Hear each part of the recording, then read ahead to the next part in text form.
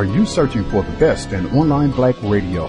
Then go to blacktalkradionetwork.com, helping you filter through the noise. Real talk, black talk.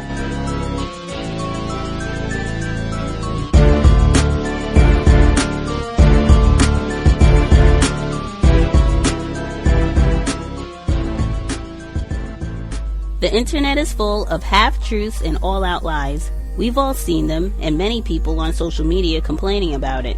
Here's your chance to show and prove. WorldAfropedia.com is a black-owned and operated encyclopedia. There are several thousand articles, but we need help. We can't uncover all the truth ourselves. So please, join us and become a writer, editor, or blogger for WorldAfropedia.com today. Every little bit counts. We owe it to the future generations to put the truth out there. Visit WorldAfropedia.com, the African-centered encyclopedia, a global database of African knowledge for the purpose of bringing about global African wisdom and understanding. WorldAfropedia.com.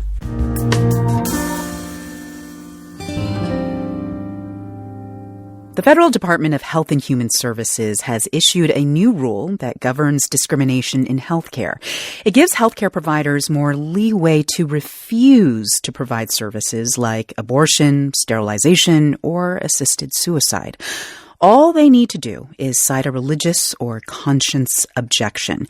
Here to explain all of this is NPR health policy correspondent Allison Kojak. Hey, Allison. Hey, Elsa. So can you just tell me what's happening here? What is HHS changing in terms of the rules that affect healthcare providers and hospitals?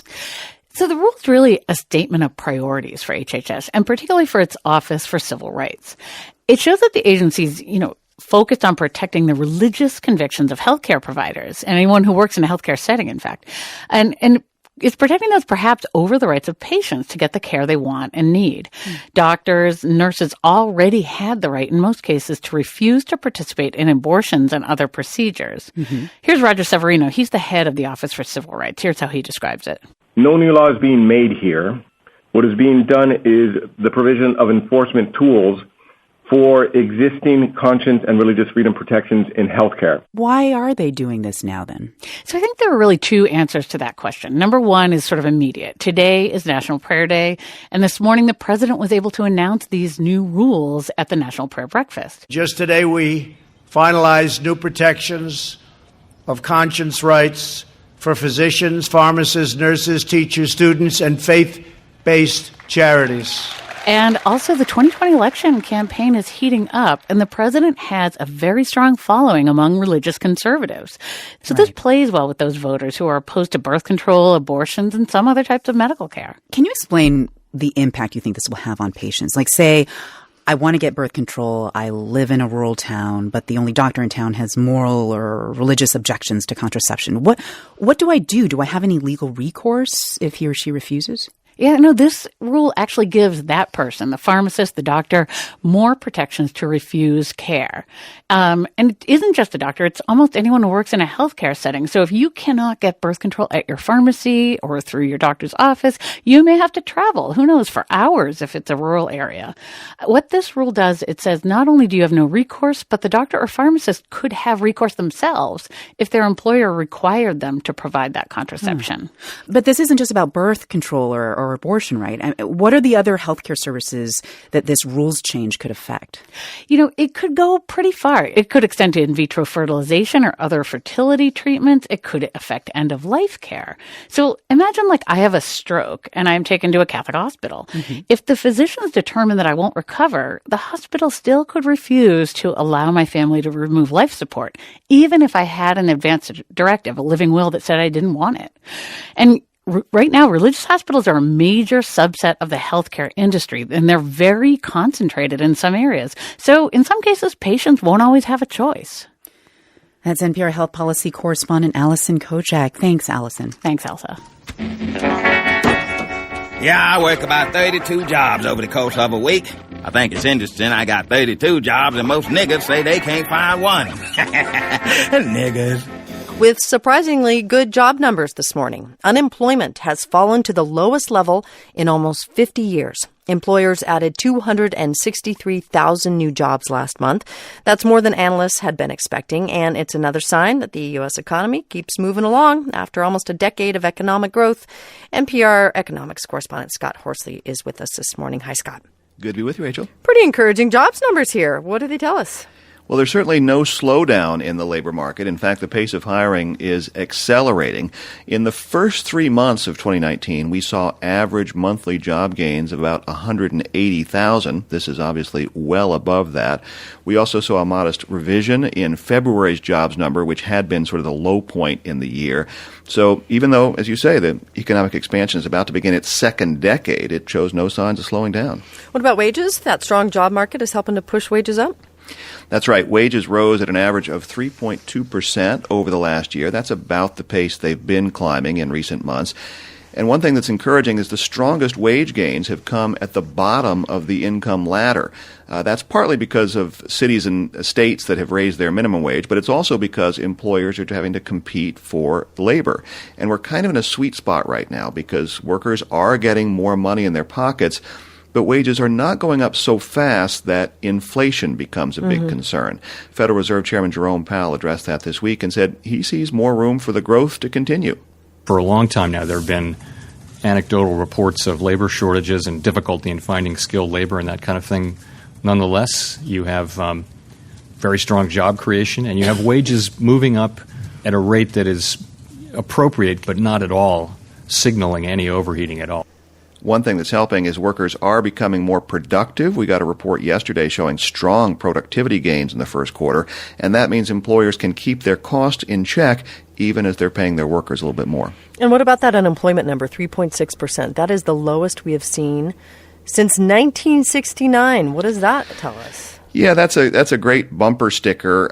It's actually, though, not a great statistic in this case because the reason unemployment ticked down in April was a lot of people left the job market, according to the survey that's used to compile that number, nearly 500,000 people.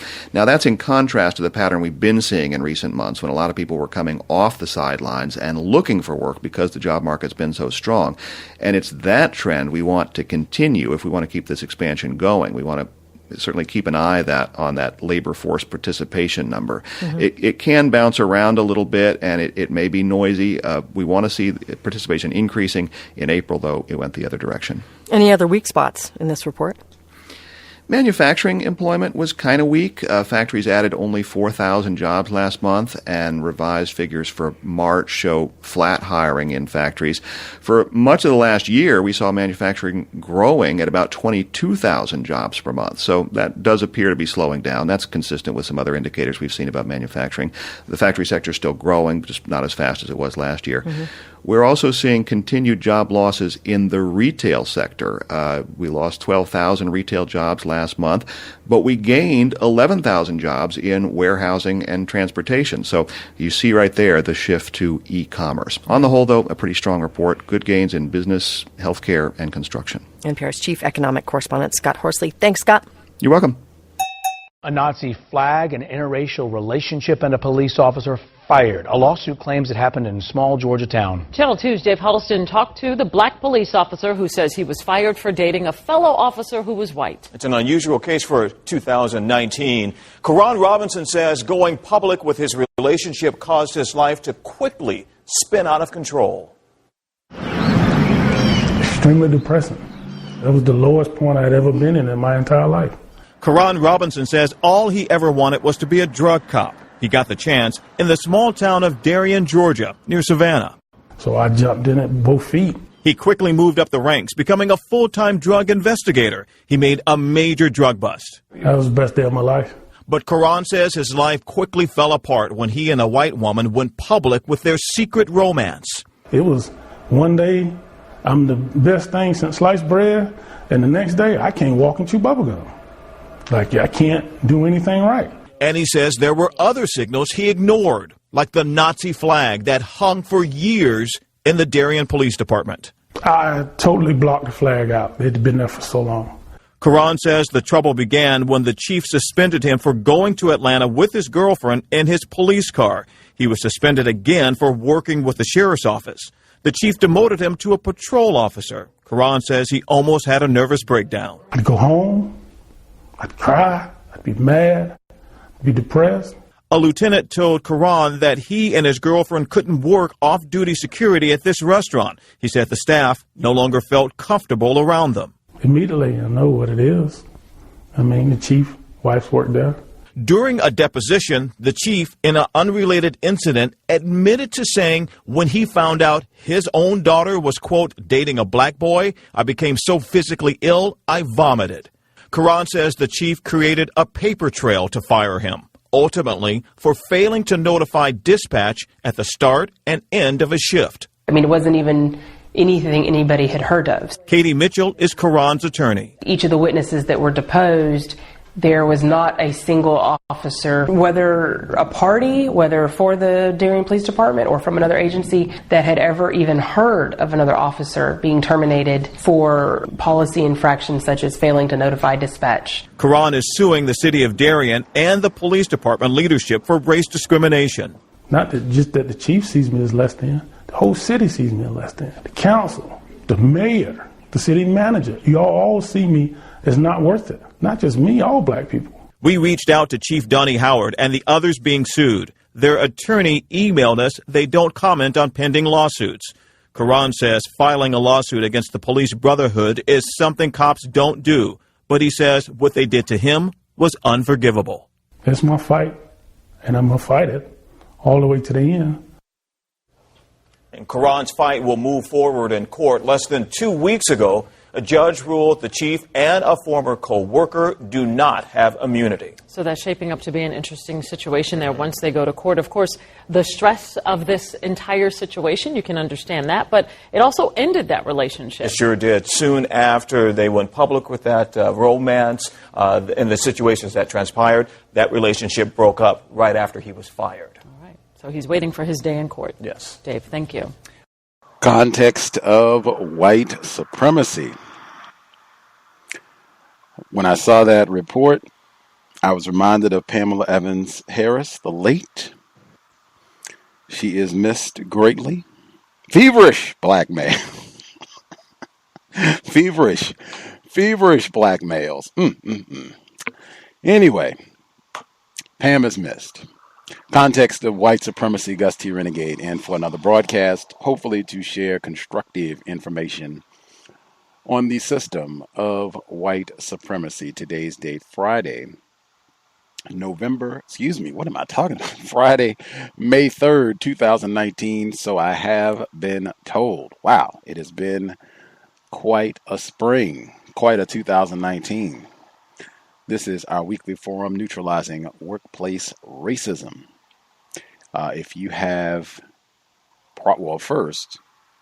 figured out some codification, if you figured out some strategies that work well, you are not dating your white colleagues, male or female. You have figured out that is not the best policy for the workplace, and you have also figured out some other spectacularly effective strategies to help you get all of your sick leave, all of your promotions. You are not being written up and told that you have violated this policy and people don't feel comfortable working with you anymore. That's not happening to you. You don't have your schedule moved around to all sorts of wacky hours where now you're on the graveyard shift, as they say. That doesn't happen to you. You figured out this is what to do. This is what to say. This portion of policy and procedure can be very effective to solve problems. If we have any non-white listeners who have figured out some helpful tidbits, code really, that would benefit other non-white people victims of racism, please dial in to share. The number again, 605, new number relatively, 313-5164. The code 564943#. Press star 61 if you would like to participate. Number again, 605-313-5164. The code 564943#. Press star 61 if you would like to participate. Certainly, we are always available. If you are having problems in the workplace, you are being mistreated in some sort of way, there's conflict even with other non-white people. If you're having difficulties and you would like counter-racist suggestions on how you can go about solving problems without creating new problems, always welcome. We will do our best to offer a counter-racist perspective and hopefully offer a few things that might help you get through that situation as best you can. If you're not comfortable dialing in to share about your situation, you can always email untiljustice@gmail.com. untiljustice@gmail.com. And I can read your commentary anonymously on the air if you would prefer to share that way. Again, this is not a spectator broadcast. It is full throttle springtime. You could be outside, you could be at the beach, you could be hiking, lots of things. Grilling outside, anything. Getting some sunshine. There's a carnival right down the road I saw going on. You could be there getting, funnel cake, candy apples, all the rest of it, Ferris wheel. This is serious business. So hopefully folks who are dialed in to participate, not be spectators for workplace racism. Few things to share before we get to the callers. The audio segments that we heard at the beginning. I played the segment about worker protections that Donald Trump passed this week. I played that because I think it's important. We talk about policy and procedure on a regular basis, and there are a lot of small details, policy, sometimes they could be laws, that could be to your benefit, that could help you on the job, but sometimes it would have to be, you might have to do some digging to find out that, there are some extra protections, in place for me. You might have to do that work. Racists might not necessarily volunteer that information. Again, make sure you've read your policy and procedure in total, and then any additional information that would help you in the workplace. Always be seeking that out. Have that as your mindset, that I should be really, really curious about things related to the workplace. There's so much information and so many things that can help me in so many different aspects, not just of the current job that I'm on, but think of your long-term work career, acquiring information that will be helpful to you. I think that's the best way to think about it. Next, that jobs report, talking about the drop in unemployment. I suspect that will probably be used by some to say that any black person who is sounding like they are griping about not being able to get adequate employment, that, oh man, Donald Trump has really been putting in the work. Just saw the jobs report, unemployment is down. Get out of here with all that. If you want a job, you can get a job. Things are going well. You're just lazy. Be mindful. I could see that being the way that the report ends up being used against victims of racism. The last report, I think we have talked a lot for a decade about, tragic arrangements, no sexual intercourse with whites. I would add, no sexual intercourse with coworkers, period. I think that should be a standard part of policy and procedure, your counter-racist code on the workplace. I wouldn't care if it's another black person. In fact, I wouldn't care if it's another black person, male or female, with 2 black parents, 4 black grandparents, 8 black great-grandparents, and they've all read the ISIS papers and the code book. Even then, no, quote unquote, dating, sexual play, or whatever else you want to talk about. Should be strictly platonic, strictly business. And I say that just because, regardless of what it is, the workplace is an environment where we should all be striving to be logical in how we function. This is not an environment where we're going to be taking things personal. And I think once you are engaged in any sort of sexual activity with another person, you're going to have a lot of emotions connected to that person. And you probably don't want your colleagues to be in on your little office romance, because I've also seen where that tends to happen frequently, not all the time. Certainly a lot of that stuff does go undetected, but frequently, as you heard in that report, that sort of thing can also become public information. And wowee, I've seen where whites can make that a very difficult situation, even if it is a black male and a black female, where they still will get in, be terroristic and trashy and all the rest of it. So yeah, just for a myriad of reasons, I would discourage any sort of, sexual activity with the workplace. Let's keep that business. That said, the situation with the male in the clip, I'm not surprised about any of that. And if anything, I would make it a point, time and energy. I think that's the way that Mr. Fuller describes economics, our use of time and energy. They gave that report, this victim of racism, he's a victim, who was, quote unquote, dating his white police officer colleague, worst case scenario. And so he gets harassed and demoted and all these write-ups and everything. And so after all of this, the relationship dissolves. Surprise.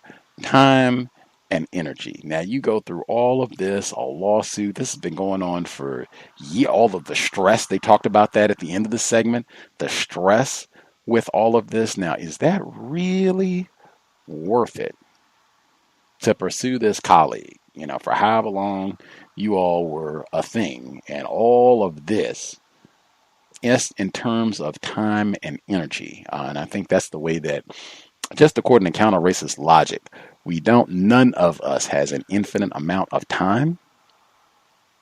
We should be very mindful, very careful about how we invest our time and the people in which we invest our time. It's very often pulling in people that are not constructive, who are not going to be helpful to you. Wow, they can take up a lot of your time and energy.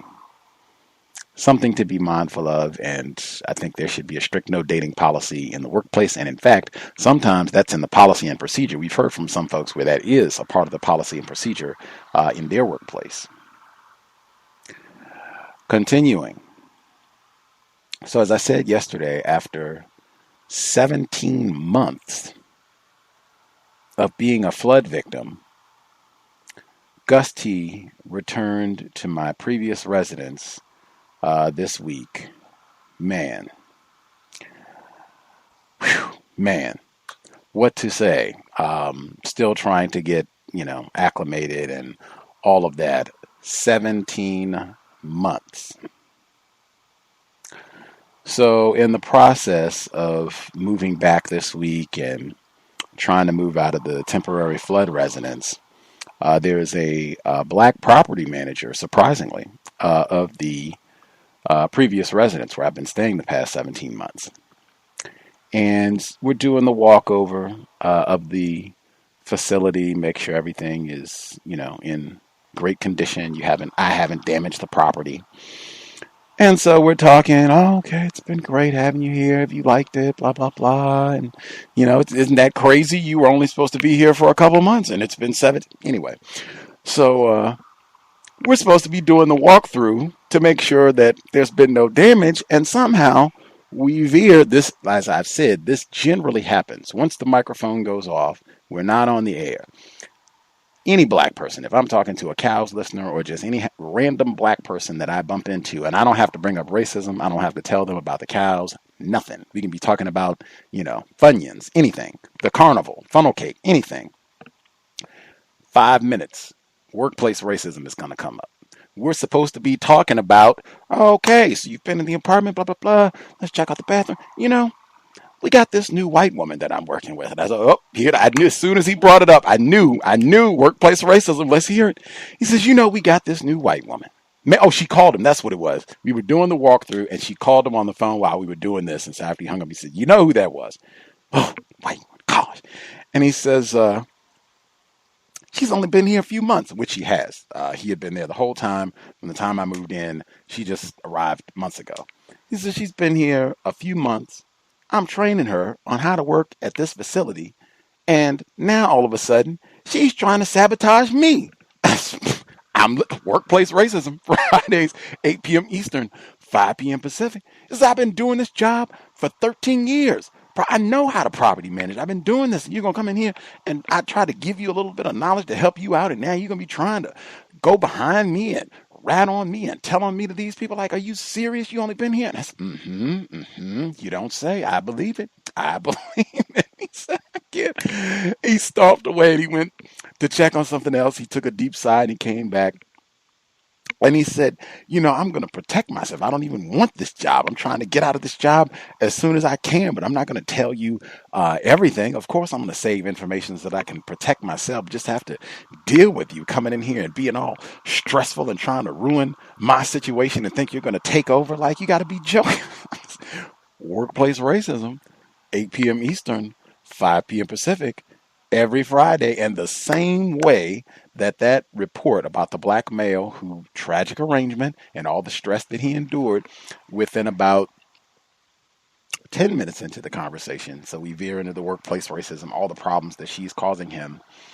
And he says, man, the stress, I can't even get my mind together. I have to go in at the end of the day and just turn off everything, turn off the television, and just try to get my mind to calm down from all of the stress that I deal with in doing this. And yoga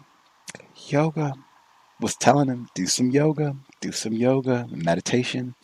Very helpful. And that's something that all of us should be mindful for. All of the workplace situations do generate a lot of anxiety and stress for us. Sometimes it can just be the little slights and things that they do. Sometimes it can be major. We're not getting promotions, or we're getting demoted, or we're not getting a raise. The whole gambit. It can and does cause a lot of stress. Be aware of that. If you're feeling stressed, if you're feeling anxious, if you're feeling unhappy, if you're feeling frustrated, take that seriously. If you can get days off, do so. It is important. Mental health is really important. And I think a lot of black people, non-white people, period, stew in those toxins from the work environment. And John Singleton passed away this week at 51. That is the toxin of racism, white supremacy. Take it seriously. Folks gave us commentary for workplace racism. And again, the email, untiljustice@gmail.com, untiljustice@gmail.com. First person wrote in for workplace racism. From a concerned victim. I'm traveling to Africa this year. I am not a native, so I consider this to be the trip of a lifetime. I've requested time off, and this has been granted. Get it in writing. My boss is white, and I don't want to tell him where I'm going. He's probably been already. I've not been pressured to disclose where I'm going, but I do want to have an answer ready if the question should come up. I'm really struggling with this and would appreciate any advice from Gus or the callers. Well, congratulations on your trip. I hope it's spectacular. I think traveling is amazing. Always encourage it. So I hope that it's even better than you have anticipated.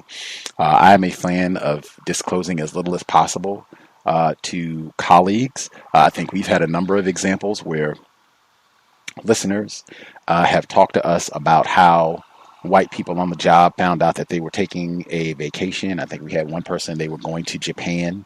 And even, in fact, their children's teachers got tacky and trashy about, like, what? This little nigger child is going to Japan? I haven't, same deal. But people saying the same thing in the work environment. Like, we're paying this nigger enough to take a vacation?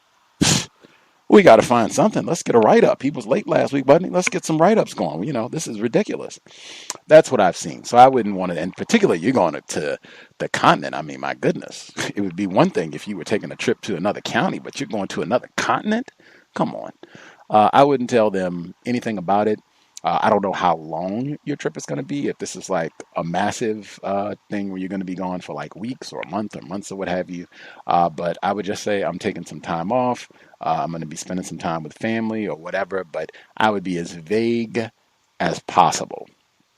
That I just been saving up time, working a lot. Summer is coming up. You can just be that. Summer is coming up, and I thought it would be great. I might, take some time off, take a little short trip while I'm gone. Might just do some relaxing, get some things taken care of with my free time. But really, just looking forward to enjoying free time and sunshine.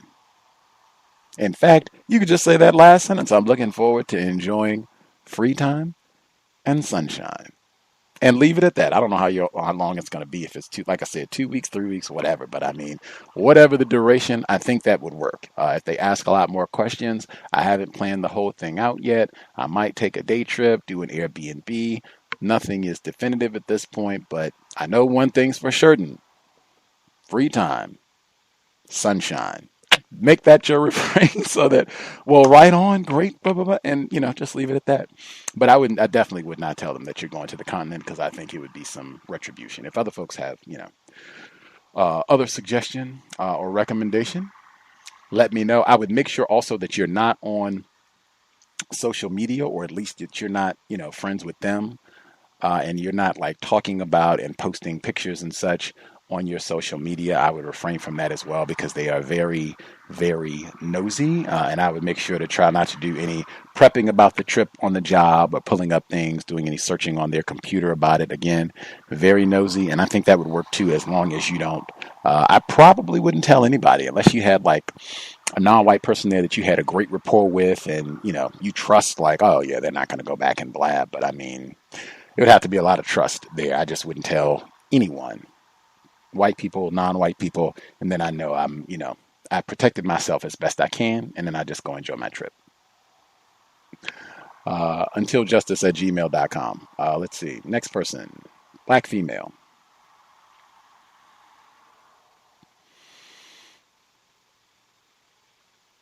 She says, 2 weeks ago, I wrote about how I think this is a cowbell too. I wrote about how my black male supervisor only congratulates whites on their work anniversaries, and since it's not a reportable offense, you said not to worry about it much. I have an update. I only spoke about this to my other black female coworker, and she confirmed she never got a congrats email on her anniversary, and she has been here for 15 years. We were whispering while we were talking, and I had my headset on, but was not on a phone call. The next day, we got a broadcast email congratulating everyone on their anniversary. The kicker was everyone that got congratulated stated it was the wrong date, and if it was earlier in the year, they already got a congrats email on their anniversary. I believe he was recording me while I had my headset on. The email was just odd, and that it was the first time in years any black person has been congratulated on their anniversary. This is just more proof I'm heavily monitored. I would just pause here to, again, this is why this is emphasized every week. Anything that you say in the workplace, and I would say anywhere, once you have stepped on company property, parking lot, wherever, assume, whether it's Alexa, a confused victim, a snooping race soldier, electronic device, whatever it is, assume you are being surveilled. They're listening to you. They're watching you. They might be recording you. Maybe all three and even more technology, but assume that anything that you say. I'm totally cool with everybody in the organization, everyone who has ever worked here, everyone who will ever work here, having a transcript of exactly what I am saying to the apostrophe. That's the way that we should be thinking at all times in the workplace. Then it absolutely does not matter. Talk away.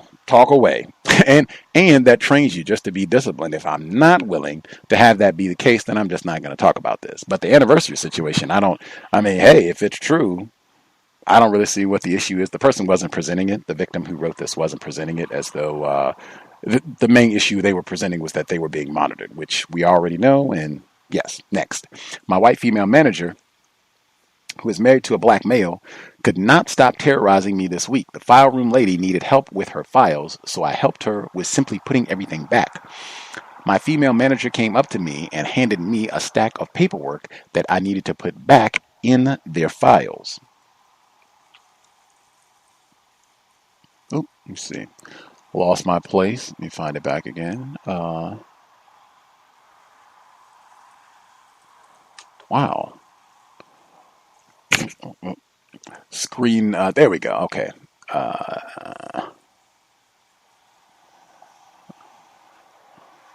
I'm going to start over because I can't find my. Oh, okay, it's scooped down. Gee whiz. My white female manager, who is married to a black male, could not stop terrorizing me this week. The file room lady needed help with her files, so I helped her with simply putting everything back. My female manager came up to me and handed me a stack of paperwork that I needed to put back in their files. She asked me how I separated them. I told her in 2 piles by date. She left. So she comes back over and passive aggressively asks me if I understand what ABC order means. Then she rudely starts trying to teach me how to put things in ABC order. Niggers can't read. She lies and says she will put them back because I am wasting too much time. She leaves and I put them the paperwork in alphabetical order and place it on her desk. The next morning I came back, the same stack was disheveled and mixed around, everything out of place. Nothing was in alphabetical order, and it had my name on it asking me to put them back. Her terrorism towards me is 100% intentional, and she did this on purpose. With, I guess, that sort of thing, if it's you did this work, they're asking you, even though it's not yours or what have you, and you did it, and you're thinking that she deliberately came and messed this stack up, so you'd have to do it again. I would at least, maybe that's something that you can do, photograph, that you did the work, you present or placed it wherever it was done, and now it's, totally disheveled, so that maybe that could be something that's pointed out. In terms of I did do this work, and it's almost seeming as though I didn't do this work at all. I invested this time to get the files, correctly organized, and now we have the same disheveled mess. But that might be one for photograph. Continuing, I walked past the same white female manager's desk and saw her looking through my work and all the contracts I did, looking for a mistake. It was so bad she could not even think straight or be bothered to assist anyone who needed her authorization. She was obsessed with looking for something to abuse me with. She finds a file which I had spoke to the client, but it's not one of my clients, and she tries to attack me. This client belonged to another white employee who made a crucial mistake. She completely ignores all the mistakes just to try and come at me for asking the client for more faxed information. I supposedly missed telling the client a form we needed when, if she actually looked through the contract, the white employee sent it to the black person and terrorizes them about it and blames.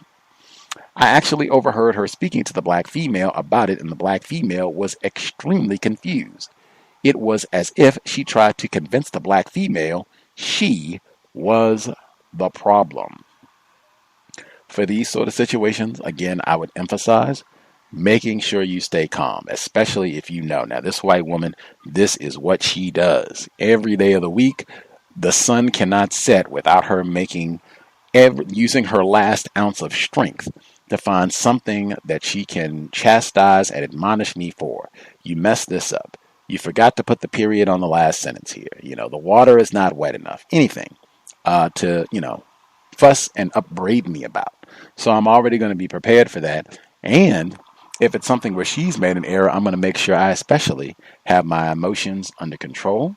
And we can just walk through the evidence. And again, the same thing that I said last week, once I see that this is a pattern, we might have to get to the point where we start doing retractions. If it's going to be a pattern of me being accused of things, false allegations, retractions, because I think that will slow that process when they see that you're serious about, being accused of things.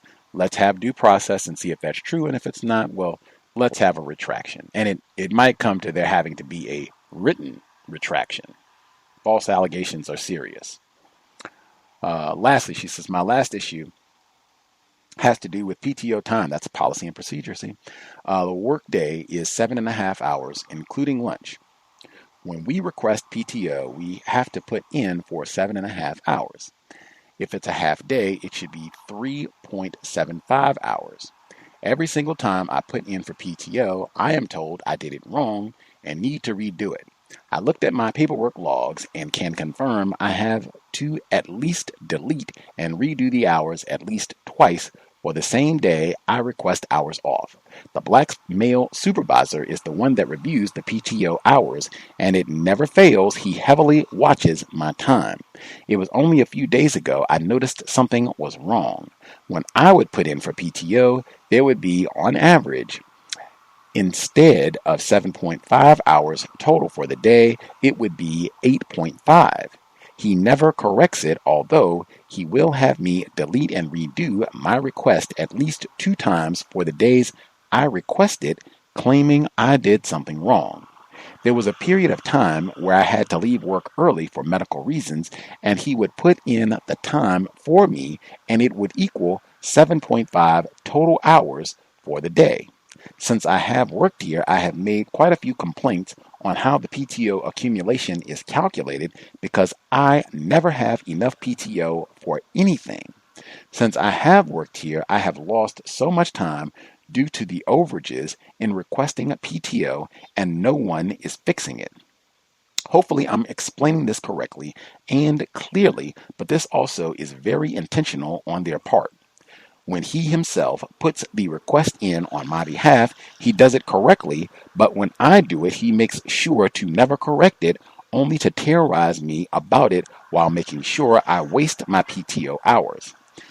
Now, I do get paid for the overage, but I am wasting my PTO, and this goes back years. I look through the years, and when I initially request PTO, I am right in how many hours I need, but he makes sure to mess it up and causes the overages. I have complained to HR, and they just routed everything to him because he is the one who approves everyone's time.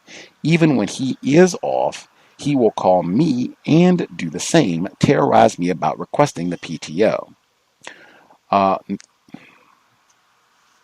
PTO, number one, I would go to policy and procedure. They generally have information. Generally, it'll be an extensive section on PTO. I would also go to human resources about filling out the form and the exact number of hours that we need to fill out the form to get that taken care of. For this to be something that's coming up and is an issue every time, and it's seeming like maybe for years, it would seem like everyone would want to get this correct one time so that we don't have to keep filling forms out over and over, wasting trees or at minimum time and energy banging on a keyboard or what have you, a screen, to get this done. If everyone else can get the form done one time with no problems, you should be able to do that too. So I would try and get that done. If this is the manager, well, let's have a quick, this seems like something we can nip in 10 minutes. Let's get this done, and even the overages, because this is a problem. If there's a discrepancy between what he's saying and what HR is saying, I would try and point that out. I would bring in, this is what you're saying, and this is what they're saying. They're not the same. There's a discrepancy here. Let's make sure we're in alignment. That's why I said I'd be a stickler about policy and procedure. This is what the policy and procedure says. In accordance with policy and procedure, it says this. You're saying this, and I would point that out with those overages. This is a problem. Let's correct this permanently so we don't have to keep wasting time on this. I don't have to waste your time, my time. We can do this one time and keep it moving forward. And it might even be something, can we see someone else's PTO? Is there someone else, their sheet, when they fill it out? That way, I can do the exact same thing to make sure that it's correct. Everything would be about the rubric of time and energy, not wasting time and energy. We're here. Time is money. One time. Let's see. And also I would add, again, the same thing. Anytime it's a victim of racism on the job, they may be told to do this directly, indirectly. There may be race soldiers that are not seen who are helping to encourage this misconduct. So very much be mindful of that anytime it's a non-white person who is in the so-called position of being in charge. The last paragraph says, I'm going to report my white female manager for creating a hostile environment. Report her to whom? Question. And I want to know if there's anything I can do about the PTO. Even though I got paid, if I were to work through lunch, my daily hours would be 8 hours. But since lunch is unpaid, the daily hours are 7.5. So I wasted 30 minutes to an hour of PTO. Is there anything I can do about that? As I said, I would want that corrected just so that at minimum, my PTO is the same as the way that everyone else is filling out their forms. If everyone else is doing 7.5, then I want to do 7.5 too. It's irrelevant to me. It would be irrelevant whether or not I'm getting paid for that overage. If I'm consistently feeling as though I don't have enough PTO for things that I need, and I feel like I'm being required to use more PTO than necessary for a standard day off request, I want to do the same thing that everybody else does. Equal protection under the law, exactly what Mr. Fuller talks about. Equal protection. If Sam and Julie, their PTO is 7.5, I want 7.5 too, I would have policy and procedure in hand as I went about the business of doing that. If folks have recommendations on avoiding having to talk about the vacation that you're going to Africa, if we have suggestions for that and or suggestions on the PTO situation. Black supervisor, seems like this person is manipulating the PTO requests and requiring this person to use too much PTO and fussing at them about doing the form correctly over and over again. Folks have recommendations for those situations, or if you have your own personal situation you would like to address, the number to dial 605-313-5164. The code 564943#. Press star 61 if you would like to participate. First few folks dialed in, if you have a hand up, if you have commentary to share, line should be open. Proceed.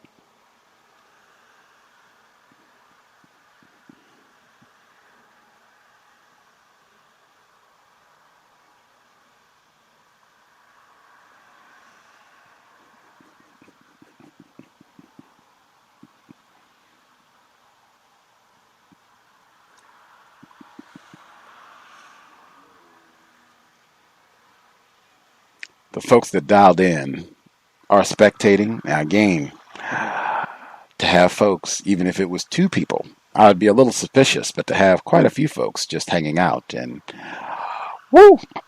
no one has any suggestions or problems on the workplace, I'm slightly skeptical. However, I will say, if folks have figured out a formula where you are not having any sort of problems in the workplace, things are going well, please let us know how you were able to pull that off.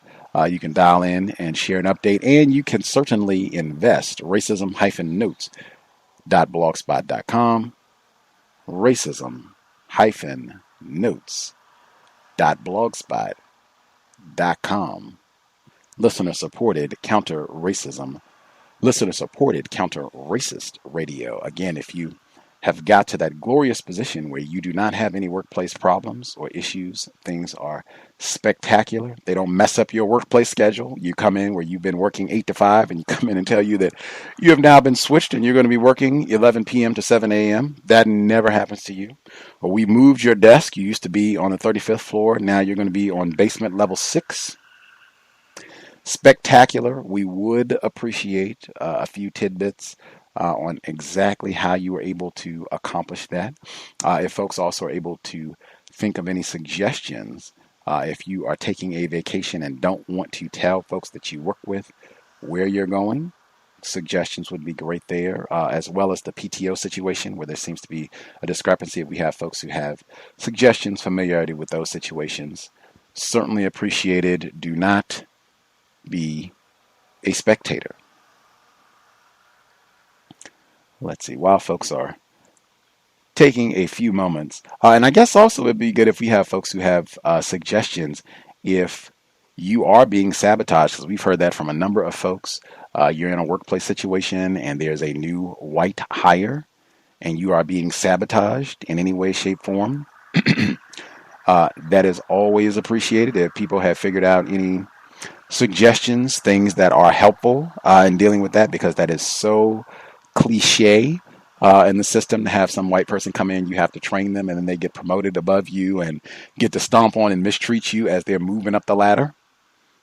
Suggestions on that would be appreciated also. While folks are waiting, I will read Another report from a person who wrote in, Kizzy's cousin. She writes, last week I reported a race soldier in the team I work in referred to a non-white female as scatty. You were not sure what it meant, so I provided the definition. Absent-minded, disorganized, unintelligent, mindless, imbecilic, stupid. You get the idea. I also mentioned he referred to her as problematic. In fact, that was my term for the casual and regular denigration of non-white people I witnessed. He actually called her a nightmare, which is even more telling in my opinion. Absolutely. Dark horse, nightmare. Summary of racist activity for the week. Number 1. Went to a meeting with a suspected racist at the start of the week. He greeted me saying, "The vision of me has made his week." Yikes. And she has cowbell in parentheses. Wowee. I was in the lift with another non-white female and a racist suspect. The non-white female and I were both wearing animal print clothing. No one was speaking, but we were all facing each other without making eye contact. Out of the corner of my eye, I observed the race soldier looking at us from left to right several times.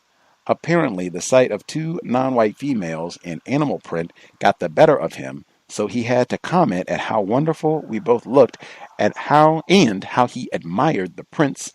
2 more cowbells, she has in parentheses. Racist male and female in the team I'm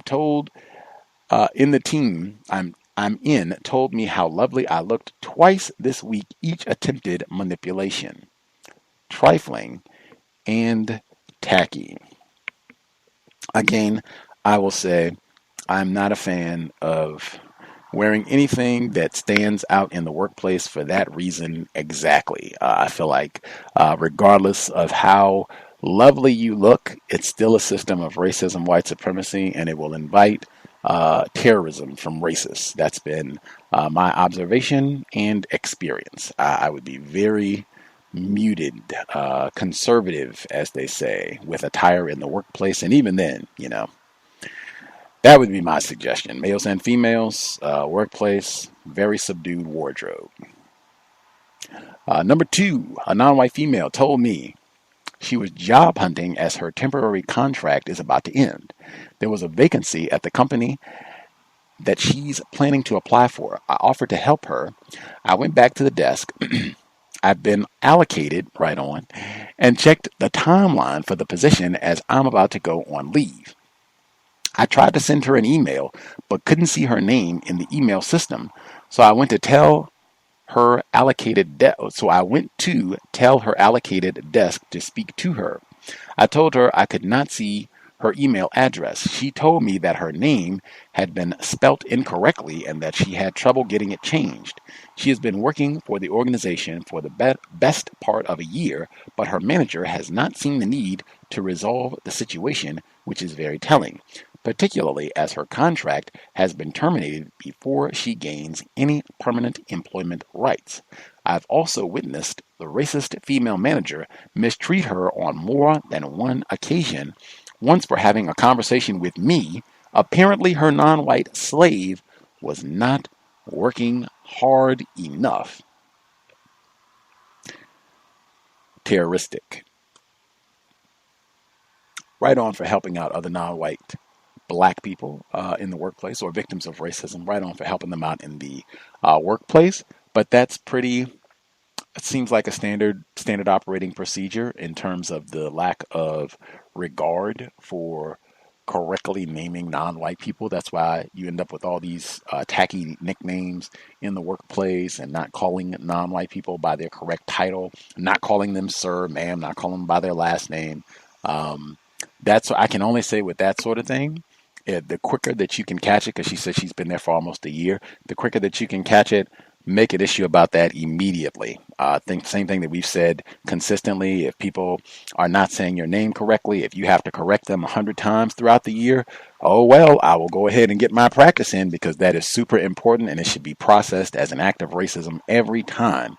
When your name is not spelled correctly, if you have something on your desk, a name tag or what have you, and they put it up incorrectly, they're not calling you by your name correctly, this sort of thing, your email name is spelled correctly. Even just thinking about that, people trying to send you information and they can't find you in the company directory. Do you not work here anymore, or something of that nature? Tacky act of racism. Next, and I guess before I go on, I am, a male victim of racism. If folks have thoughts about the muted wardrobe suggestion in the workplace, you can let me know, but that would be a recommendation I would offer. Number 3, a few of us in the team were reviewing applications this week. One race soldier mentioned that someone had lied about some information relating to the organization they work for. My race soldier manager responded that everyone lies in their application and bragged that she would never have the job she has if she did not lie. Hashtag things only a race soldier can say and get away with. Absolutely. I cannot imagine a black person. I can't even imagine when President Obama was in the White House, him being even able to jokingly say something like that. That is, and again, the line, you can tie that to James Lowen, because I've said that's been a major criticism I've had throughout this book, him refusing to just say that white people lie. They lie on such a regular basis. They lie about terrorizing and purging entire towns of black people. Certainly they lie about their applications. We just had that whole college cheating scandal. I mean, duh, of course white people lie about the whole, oh yeah, I graduated from Harvard, top of my class. And where's Harvard at again? What? Michigan? Boston. Yes. Master. Yes. Graduated from Harvard, top of my class, and did a little fencing, whole nine.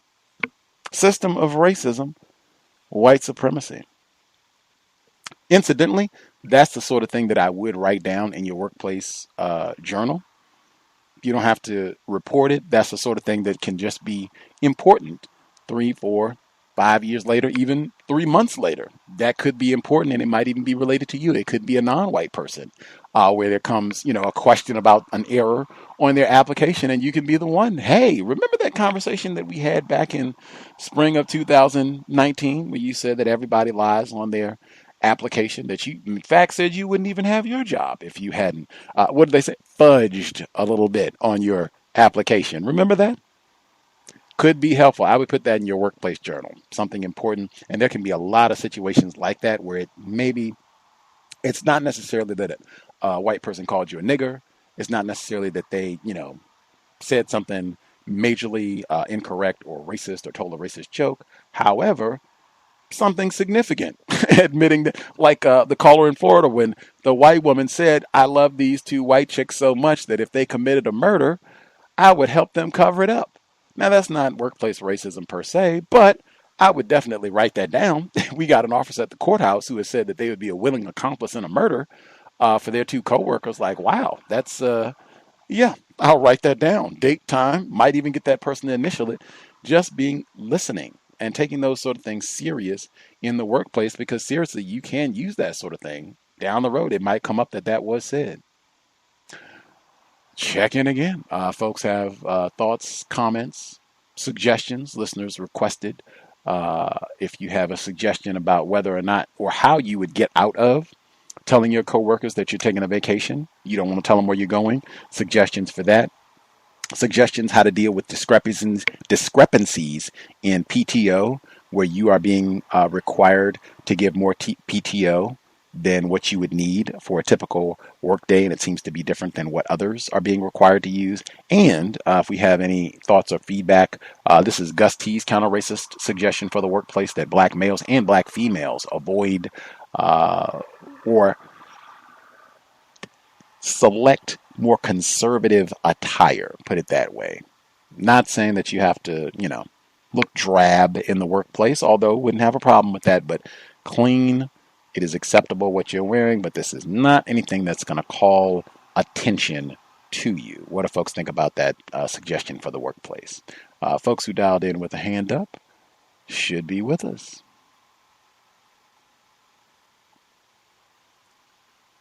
Maybe here.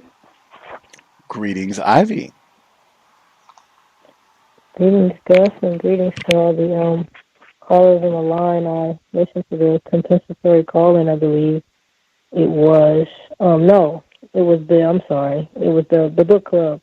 So I'm glad that you're back home. I hope that you are as well, and I wish you the best with that, with just readjusting. I always appreciate Kizzy's cousin's commentary. I find it to be very constructive all the time. I think that I appreciated your advice to the person who was going to the continent, and other, I guess you could say, options if what you suggested, if the white people are not satisfied with that, or if that's not sufficient for them, maybe the person could say, because I can't remember if it was a male or female, maybe the person could say that I have a personal matter to take care of, because that is true. I think as far as the paid time off situation, this, may not be good, but what comes to my mind is to go over different people's heads, like starting with the manager, going over his head. And I know HR is doing that, but I'm saying, and even trying to speak with the person who is over him, because the HR referring the person to this manager is not working, and it hasn't been working. I believe the person said for years. So even if you have to go as far as the owner or any of that, and emailing them and CCing different people and all of that, as has been suggested in the past, and if that would, and even with that, I believe that's going over HR's head as well. But just the next person up, if you have to, or and even maybe speaking with HR about that no, I don't want to speak to this manager anymore. This has not been working for years, so we need to speak to someone else. I think you spoke about maybe having a meeting with him. That would be good as well. But I'm saying if none of these options, if they don't resolve, the issue, maybe the person could consider that. As far as the wardrobe thing, I think that is very good. And as I always say, if I were working outside my home, which I haven't since for a while, for many years, but if I were, I would implement that strategy. And, excuse me, interestingly enough, this is the last thing I'm going to say. Even though I don't work outside the home, I implement that strategy everywhere. So if I know that I'm going to a place with a bunch of race soldiers, and even if I have gotten, I guess, unwanted attention or attention that made me uncomfortable, where maybe the race soldiers were speaking to me in a way that, I was uncomfortable with, and I felt that they were just being inappropriate with me, and it seemed to be based on how I looked and things like that.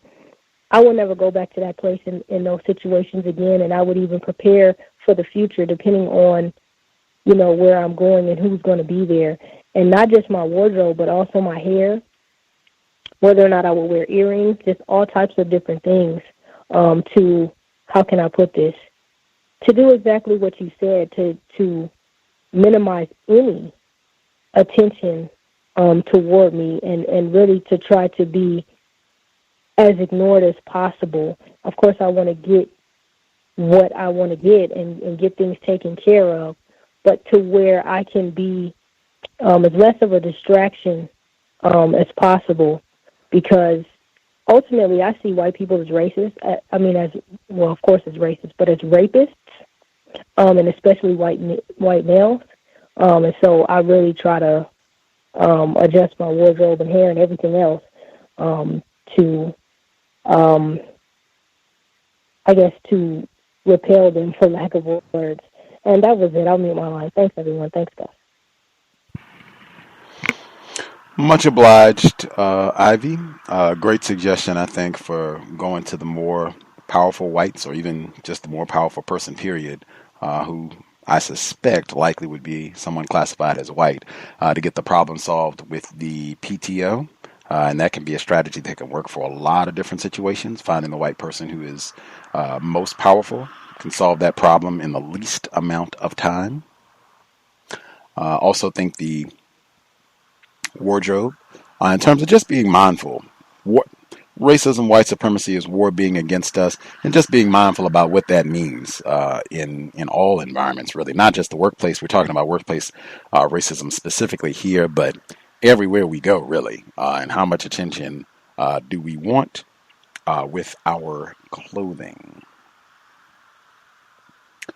Other folks dialed in, again, because we have specific folks requesting counter-racist input on if you're going to be taking a vacation, how do you, suggestions on ways you can avoid telling your coworkers where you're going, what you're going to be doing, suggestions about the PTO situation, if it seems like you're being required to give up, to waste some of your PTO hours, basically, incorrectly.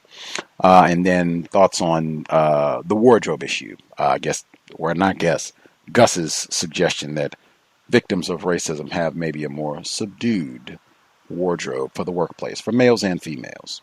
If we have suggestions on those three, folks who dialed in with a hand up, line should be open.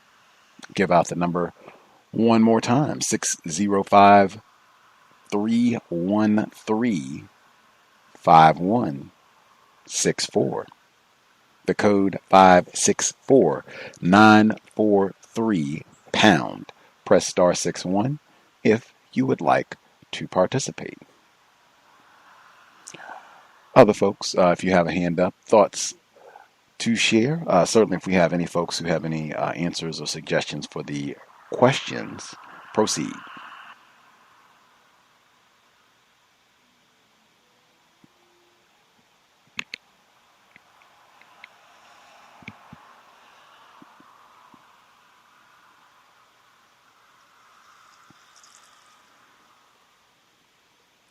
Folks are still spectating. Again, do find it a little bit suspicious, I am sure. Not all the folks that are listening in are just cruising away on their job and having no difficulties getting all of their promotions. If that is the case, spectacular. I hope it lasts. Again, my only request, take lots of notes so that you can give us details on how you were able to do this. Perhaps some of our other listeners, perhaps they can replicate what you've been able to do in their own work environments. And I guess be mindful if things are working out that well for you. I am sure they are not for other non-white people in your work environment. So at least be mindful of how other non-white people are being mistreated or treated, period. And add that to your workplace racism notes, how you process what's happening on your job as well. Let's see. I guess. Oh, yikes. Stacy in the UK joining us live. Get our obligatory timestamp, 2:12 a.m. Saturday morning UK time. Good to hear from you, Stacy. Your volume is a little low. If you could speak up, please. Okay. Hello to you, Gus, and to the rest of the callers, listeners. And congratulations on getting back to your permanent residence. I wanted to just respond to the person's query about the holiday. I guess the person is not planning to tell anyone where they're going. And I think you were correct in terms of being careful about posting any information on social media. I would definitely not say anything. I wouldn't even reveal that I had any specific plans at the point of going on holiday. Now, depending on how much melanin this person has, going to Africa, I would imagine, is a lot hotter than where they're currently residing. Potentially not, but highly likely. So if they do return and they're slightly more suntanned than usual, I would just find a location anywhere, whether it's in the US or somewhere that doesn't suggest you've got a lot of money, and just claim that you went to that place. And, you know, if they ask for details, just literally say, oh, I was just lying on, you know, out in the sun somewhere. Don't give any details about how you spent your time, or even, you know, say that you've gone somewhere else in the US and that you were just basically hanging out with your family and sitting out in the gardens, and that's why the tone of your skin has changed. But I would just make up whatever story that doesn't give any details. It is really not worth revealing that you've got enough money to get on a flight and potentially hotels and whatever else all the way to Africa. I've had race soldiers ask me some very bizarre questions about me going to the Caribbean. And at that time I did actually reveal probably that I was going, or I can't remember if I returned, but probably it was before I was going. Now, my parents come from the Caribbean, so it wasn't a strange thing to reveal. But I know that the race soldier was just trying to pry, but also, you know, I guess that the subtext there was that you have enough money to fly to the Caribbean, even though, you know, the assumption might have been that I was staying with family or whatever. So, you know, it is always an issue, regardless of the logic behind why you might go to a particular place anywhere else in the world. I've also left the country before, come back, and I said being heavily suntanned and not said a word. If anybody can see that I've been suntanned, so what? I would just avoid saying anything. But I'll mute my line there, Gus. Spectacular. If it's, I don't know how much melanin the person who wrote this has either, but if you think you might get a tan, as they say, exactly what my refrain was: free time and sunshine. I wouldn't even be more specific than that. We just hung out, spent some time with the family, did some yard work, time outside, free time, sunshine, and leave it at that. Before I get to other folks who dialed in, I forgot. I did talk to quite a few victims this week in moving, my sojourn, all of that. Not that I moved that far. Every time workplace racism came up. So next conversation, victim of racism, he is hiring, or he's exiting a workplace. There's a new non-white person who's coming in to start working there. So they're kind of working together as they transition separately in different directions. And they're getting information done. They're working late in the evening. And someone comes up with the worst idea ever. Hey, we should have a few drinks since we're working late to help us get through this.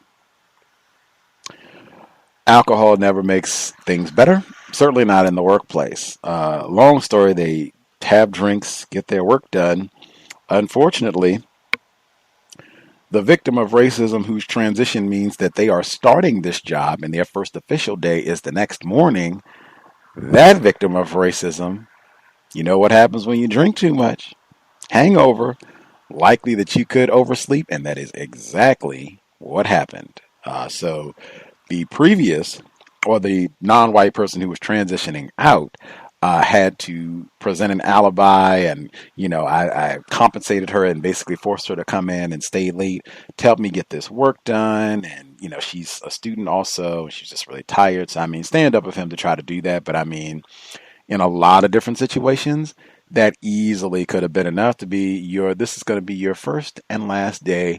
Hit the road, especially for a black person. So I can only emphasize sobriety would be best.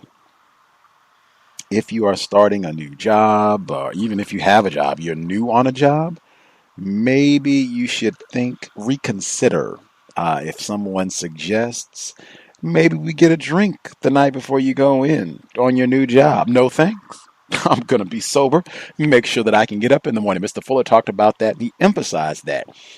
Being on time, that's one of the easiest ways. They want to get rid of a black person, get rid of a non-white person. Oh, you were 30 seconds late today. Sorry. Gonna have to give you a pink slip. Times are tough. It's so competitive, but you got to be on time. We got to be sticklers about people being on time for work. Sorry. Just 30 seconds too. Darn. Be on time, be on time, be on time. And at least I can speak for myself, oversleeping, that is a big contributor to people being on time. Other folks who dialed in, if you have a hand up, again, if you have any folks have any suggestions for, let's see, the questions that we have about how to not talk about the vacation, problems with PTO, kind of wearing a more subdued wardrobe. If folks have responses to any of those queries or your own situation, proceed. Can I be heard? Greetings, retired firefighter. Greetings, Gus. Greetings, everyone. I would first start off by saying that the workplace primarily is an environment for observation. The white people that's in the workplace primarily are observing you, either writing it down or making mental notes of your habits. So I would suggest the earlier that you establish yourself in a codified counter-racist manner, the better off you are. Now, I'm not saying that it's impossible to have a particular type of habit that is not counter-racist, and you go about the means of changing it. I'm not saying it's impossible to do, but it would be quite more proficient to come into employment in that mode, to establish that consistency. So right into uniform, establishing a uniform that is adequate for the job based on hopefully your own personal understandings of something constructive and professional, and definitely would pass the test based on that particular job. That it would almost be like you are invisible as far as anyone having any type of oppression of you. No words at all. Leave the goal home, shining things, as far as they're concerned. I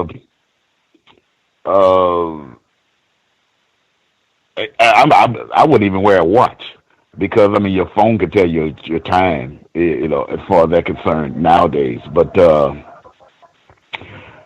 are just some things. Definitely nothing with words on it. That's making some type of expression, something with some sort of popular or non-popular logo on it, other than if it has it's concerning the job directly. That is an official uniform of your employment. With vacations, establish that right from the start. That is totally private. Probably the only person that would know when your vacation is happening would be the one or two people who that's a part of their job to have to know that on your vacation. No one else would know it, white or non-white, as far as they're concerned. And definitely the concerns about courtesy would be from the standpoint of being helpful for coworkers, with other coworkers, white or non-white, and that's it. You don't owe them anything else, as far as they're concerned. So, as I mentioned before, but you have to establish that coming into the employment. anything otherwise would just make it a more and more difficult, because it would be observed of the change, and from that you will get asked questions about that. Why did you change? As far as they're concerned, white people are very, very observant. In that light, I used to do some things, and I never would suggest that people do some of the things that I have done over those 28 and a half years. But I would do some things just to get a white person to say something, because I know that's what they would do. But in order to have the most constructive, fluid time on your workplace, you have to establish those things at the beginning of your employment. Do not inform someone about when your vacation takes place, let alone talking about where you're going. And definitely be guarded on your tone of dress, what's on your body as far as quote unquote jewelry is concerned, and any type of strange thing like dyeing your hair. I'm not just talking about females either. If you're a black male and you have gray hair, and you dye your mustache or something like that, just leave it alone. Leave it alone. And it would reduce the chance of it coming up, because they will file it. The white people will file it, and it will be used against you. I have seen it. I've seen a fire chief, a person that was promoted to fire chief, get demoted because of a vacation, and due to Hurricane Andrew, did not report back at a what they identified as a appropriate time. Several non-white black people were demoted because of their vacation. And that's all I'd say. Thank you.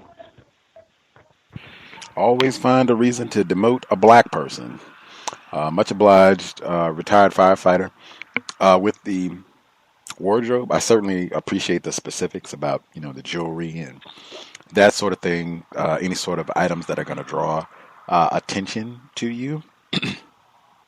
I guess I have a quick question with the dyeing, because you said that, like, with black males, if they, dye their mustache, what have you, if they're starting to get a little bit of gray, why is that a recommendation? That you have a lot of people, white and black, who say, hey, I'm human. I have some sensitivities. I don't want to look like a geezer. I want to get those grays out of there. That way I still look like, I got my vitality and I'm a young fella. How's that violating counter-racist code? Or how would that possibly cause me more problems with suspected racists just because I choose to get rid of my grays? I would say it would just draw attention that doesn't directly deal with job performance or being courteous on the job. It'd be just something that somebody can pick at you on, that sort of thing. I would avoid it. As far as it's not necessarily just the idea of taking care of the grid. Some people would even go to the point of a school is the workplace, a lot of cases for quote unquote children. And I'm seeing now where young people now are dyeing their hair purple, that sort of thing. That's their workplace. I would not advise a young person to do that. So I'm not just talking about somebody who's 50 years old, that sort of thing. It could be somebody 16. I wouldn't advise that, to dye your hair green or purple or something like that. Because it would just kind of like take off course the direction that you would probably want to have on a job, which is straight, getting your work done, getting off, getting your raises, the same things you talk about all of the time. It may divert from that, and now you'll get teasing, and now and you may not want that. Now if you want it, now you come and show up to work looking like a clown, something like that. You'll definitely get attention. That's for sure. I've seen it. I've had to tell a black male one time, not tell, but ask a black male one time to please don't put on that gorilla mask as he was going into a battalion meeting. Why? Because I know that the whole idea about him wearing that gorilla mask with the racist jokes and racist comments will come up, and I will feel compelled to have to defend him. And I asked him in a way and looked him straight in the eye. He looked at me and saw my sincerity and thought about it and said, "I'll put it back up." And I was like, "Ooh, thank you," that he didn't do that. Something as silly as that with this gorilla mask that he was going to go into this group meeting and wear. But I've seen a lot over the course of time. Did I answer your question? Yes, you did. Much obliged. Oh, okay. Okay. Context of White Supremacy. Again, the number 605-313-5164. The code 564943#. Press star 61 if you would like to participate. Much obliged for the folks who have dialed in and shared thus far. Other folks, if you dialed in, have thoughts, comments, questions, and again, if we have suggestions, since there are a variety of listeners who ask for feedback, we have counter-racist suggestions and or updates. Always appreciate folks if you dialed in to tell us about a situation. If you have an update, we always appreciate those. So we are all still learning, supposed to be, about what works, what does not, with regards to applying counter-racist strategies in the workplace. Other folks we've yet to hear from, have comments or suggestions, proceed.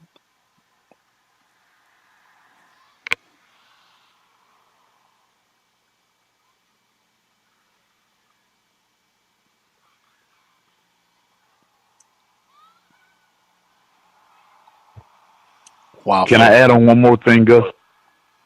Let's hear it, retired firefighter. Yes, there is also a bad habit that I notice with people employed that would come to the job on their off day wearing something purposely that would draw attention. That's another huge mistake I've seen over the course of time in employment. On a day that they are off, and show up there with as though they're going to a club or something like that. Big no-no. Avoid that.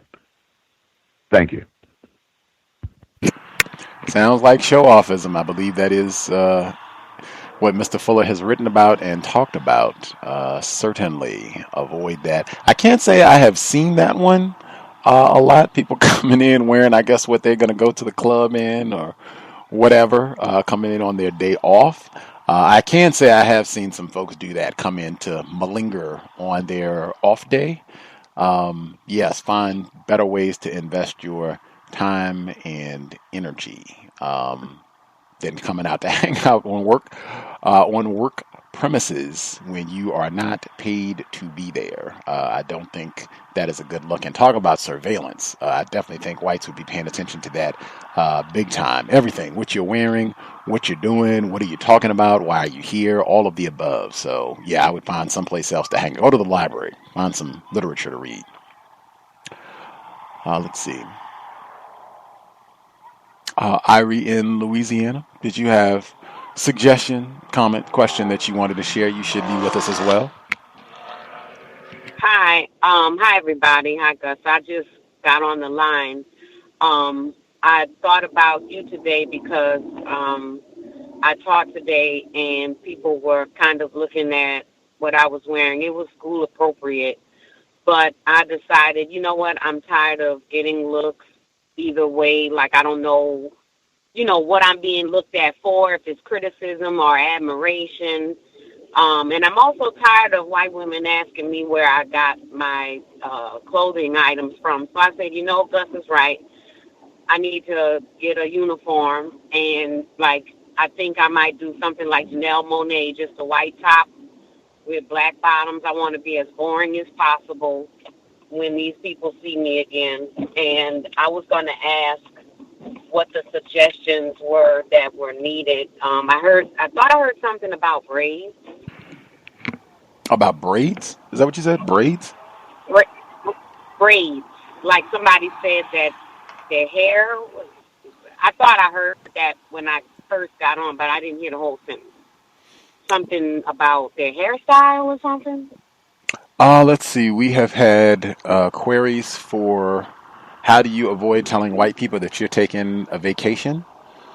Let's see. We had one that was for PTO, there being a consistent problem with PTO where this non-white person was being required to use extra PTO. And just lots of difficulties, being chastised about filling out PTO forms. So that was another. We had another one I said about, that was when I started with, and saying more muted attire. We had a person write in who was talking about how they got lots of unwanted attention from whites as they were going into work. In fact, it wasn't just them. It was two black females who had on really nice outfits.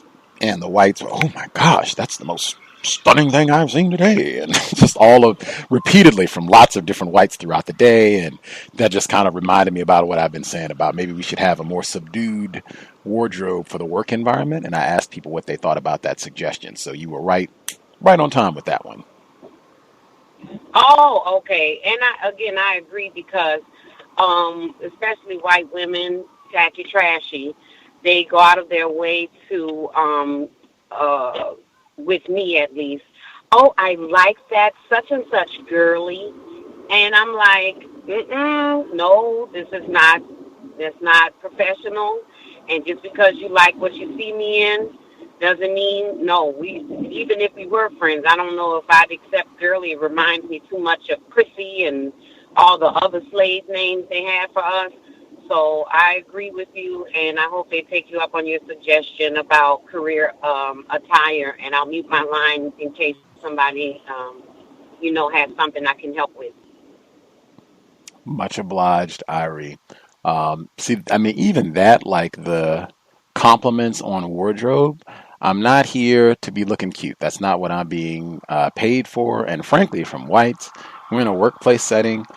Not that I'm looking for compliments, but if it's going to be compliments about anything, I'd rather have compliments about my work. Like, wow, the reports you handed in last quarter, they were amazing. That is the most impressive thing that I've seen this year. Like, I would much rather have that, and let's get that in writing. Put that in my performance review. Put that down so that when it's raise time, it's on and popping. I got some good things that were said about me. Not, wow, you looked amazing yesterday. Wow, so radiant. Can I get a picture? Where did you get that outfit? Come on. Sometimes you can't even tell. Like, they're deceptive, the racism, you can't even tell. Is it serious? Are you joking? Like, what's... Back to these expense reports, and I'm still having problems with my PTO. Can we get that corrected? Like, I feel like that's much, much more important, and really, it shouldn't even really be much of a concern to me how whites think about my attire or wardrobe. If they think I'm a snappy dresser, if I dress too nice, they might think that they're overpaying me.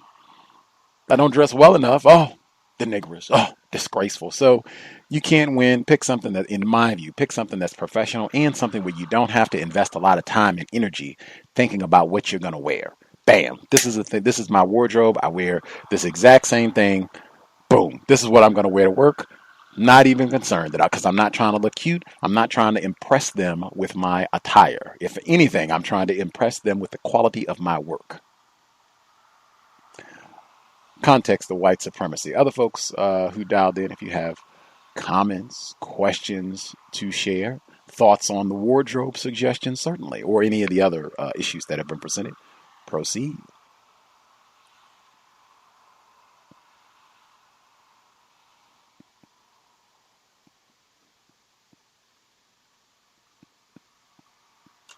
Gus, Stacy in the UK.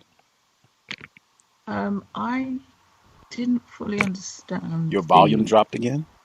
Sorry. I didn't fully understand the PTO issue. Can you just quickly summarize what happened? Or the query that they've got? Black female listener. She has a black male supervisor who seems to make it very difficult when she requests time off.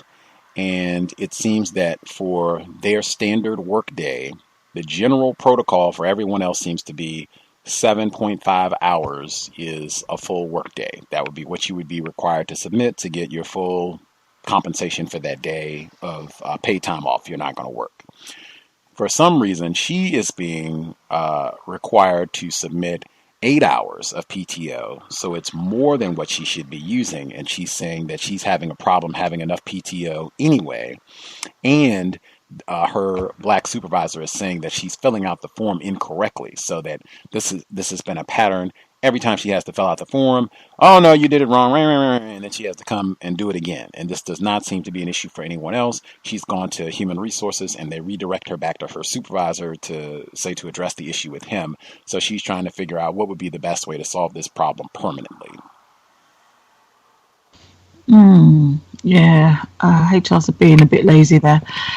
If she is actually already logging her hours on a form, because that's what I would have suggested, I'm assuming it's a she, then the hours are being logged anyway. So I just don't understand how this person can get away with making her do excessive hours. But I think it's been said before, in that instance, I would escalate it to a director or somebody, and I would put it in writing, and I would probably have a record of how many times that she has been required to work additional hours, so actually log in the additional time, the cumulative amount of extra time that she's had to work, because effectively they're underpaying her. And just double check the policy. I'm sure it's in writing anyway that it's 7.5 hours, but just actually say how much extra time accumulatively she's been asked to work. And it's not exactly the same situation, but I had a director who needed to sign off my expenses, and so long as you claim your expenses in year, so within the financial year, there should be no issue. I mean, we all knew that we had to make sure that we had claimed everything within the financial year, just to keep everything within the allocated budget for the year. And rather than waste my time, completing the forms on a weekly basis or monthly or quarterly basis, I just used to wait for the end of the year to submit my expense claim. And I had all of the back-end documentation, so all my travel tickets, receipts, whatever. So there was no query about, the validity of my claim. I guess the cumulative amount was too much for this director to bear. So he told me that he didn't think he could pay it. So I just emailed him back and asked him to let me know who I needed to escalate the matter to. And needless to say, it was signed off immediately. So it can work by just escalating, because clearly that person is in the wrong, her manager is in the wrong, she's being mistreated, and obviously that is something that could be challenged legally. I'm not saying she should do, but come on now, she's being made to work for she's being underpaid, full stop. But I'll mute my line there, Gus.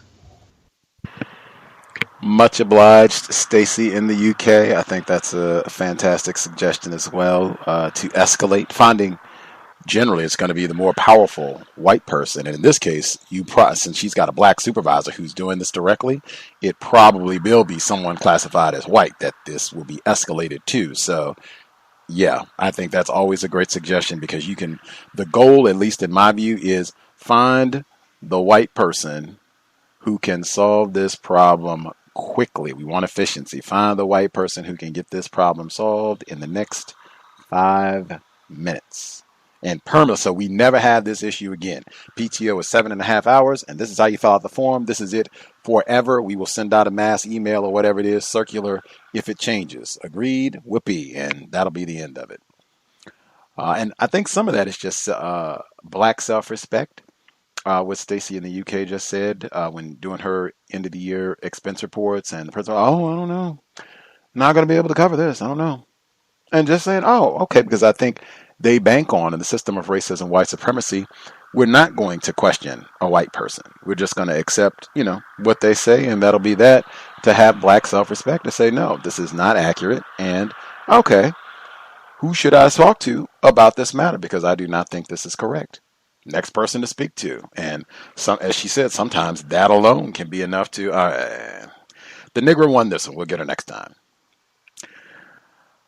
Context of White Supremacy. Other folks who dialed in, if you have commentary to share, suggestions on the PTO, vacation, any of the other issues that have been raised, or if you have your own problem that you want to address, get counter-racist suggestions, proceed.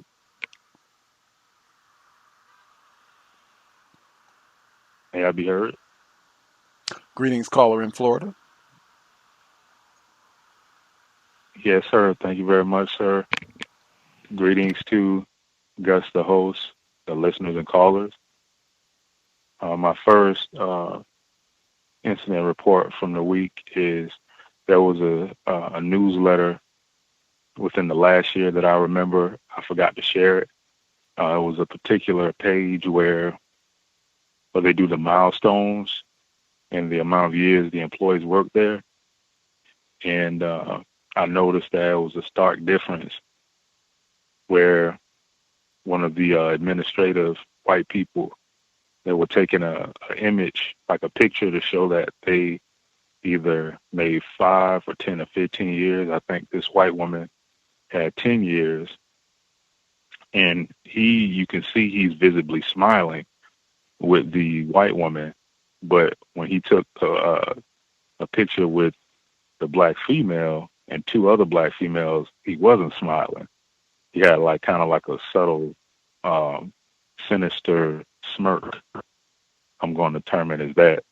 But with the white woman, he's actually smiling, like smile creases on both ends of the lips. So that was one that was pointed out to me by a black female victim. My next one is there was a black male that came in to the customer service area where we are, and I could tell by the white woman and the black female, their heads looked down like beneath the monitors, almost like they didn't even want to help the person out. So the white woman ends up, I guess, helping him out.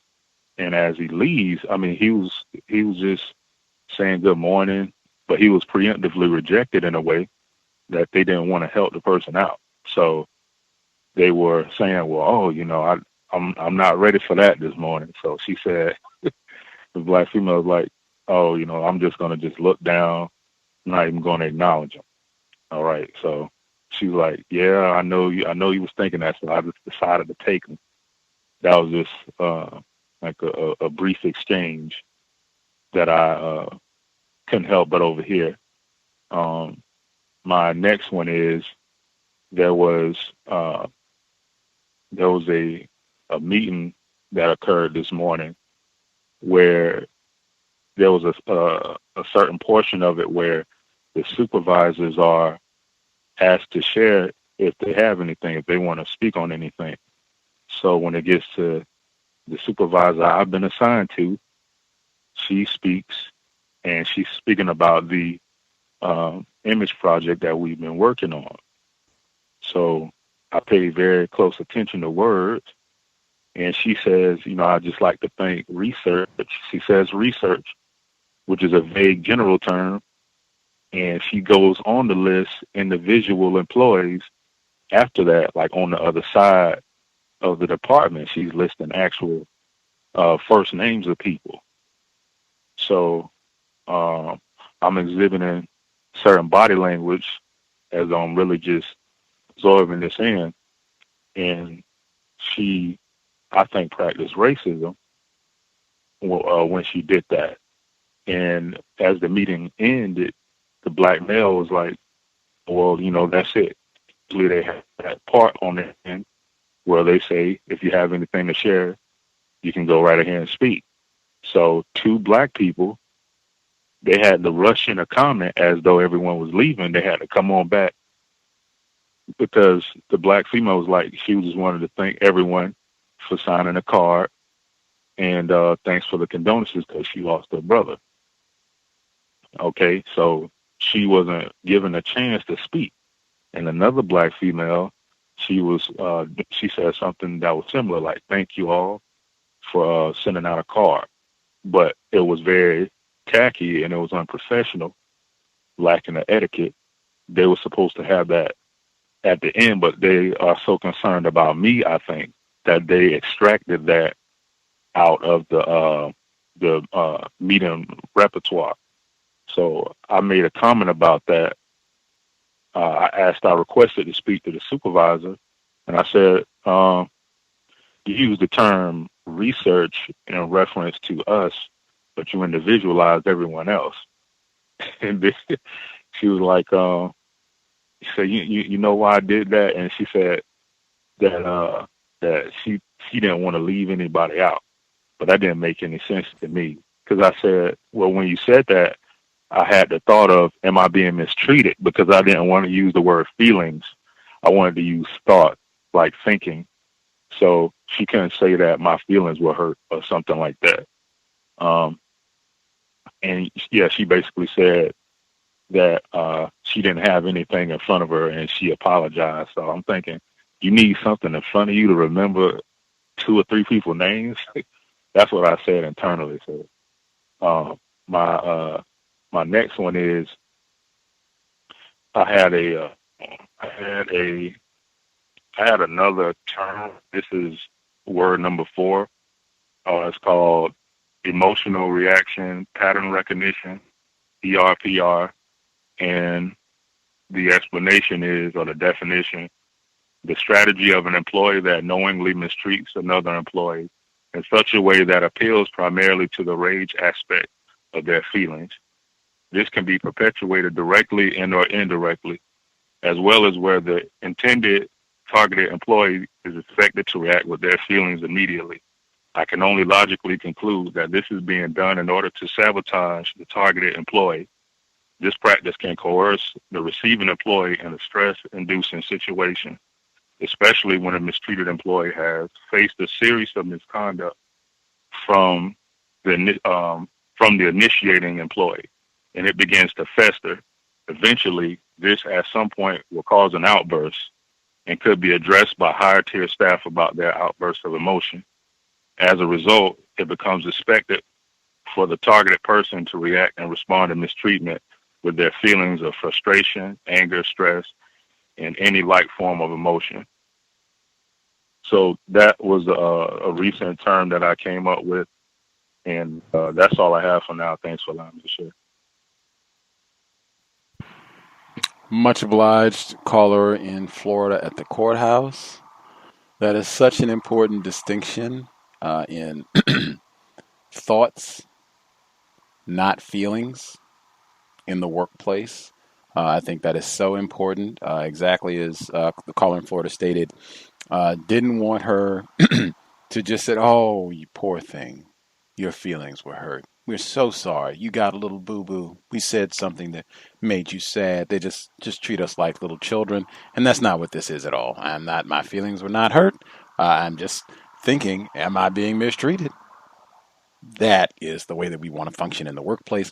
And they will use words to push us in that direction, to kind of infantilize us, to minimize when we're being terrorized on the job. It'll be, you have a grievance, you have a gripe, your feelings were hurt, there was something that was insensitive. They'll use this type of language instead of there was a violation of company policy.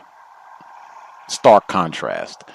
I thought that was an important distinction as well. The suspected racist having like an authentic, jubilant smile when with the white women, and then when it's with the non-white females, kind of a smirk or half smile, like a distinct difference. That not that authentic joy, like I guess I gotta be. All right, it's picture time. Get in with the niggers. All right. Making up new counter-racist terms to apply to what happens in the workplace, phenomenal. All of us should be doing the exact same thing, trying to come up with new concepts to capture what we are seeing. If I got it correct, ERPR, emotional reaction pattern response, is that it? Emotional reaction pattern recognition. Pattern recognition. Okay. Pattern recognition, and trying to provoke generally a victim, non-white person, into some sort of emotional outburst where then they can be scolded, reprimanded, punished in some sort of way after they've been provoked. Is that the spirit of the term? Yes, sir.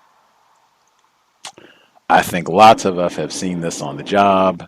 Name calling, a variety of different ways. Whites, this is a big one that they invoke on a regular basis to do things to us, to get us, so that, oh my gosh, I can't believe what is wrong with you. You're yelling and running around with, oh, we can't have that. Well, he called you a nigger. Well, he shouldn't have called you a nigger, but we still can't have you running around here and yelling. So we'll have racial sensitivity. And unfortunately, I think we're going to have to lay you off, because we just can't have folks on it. I didn't even feel safe. We had some black person running around in the workplace, and, we didn't feel safe. That's just, you can't have that in the workplace. They do this all the time. They got lots of different ways of doing this. Excellent term. Now that we have a name for it, I'm sure we'll be able to point that out and use the term as we see it. Gus, may I ask him a question, please? Let's hear it. This is Irie in Louisiana. So it wasn't necessarily a workplace thing. Well, technically it was. I was doing pro se work during a lawsuit. And the day of a hearing, I went up. I was in the courtroom. I walked up to the clerk, a white female, with my motion to give to her, so it would be, ready for the judge. I wanted her to put the stamp on it, and she mouthed it off as she gestured with her body, "Go away." And so I told her, with my voice low, I said, "I want to file this. I want to give it to you so the judge can have it when I go up." And she said, "Go downstairs," like she mouthed it off.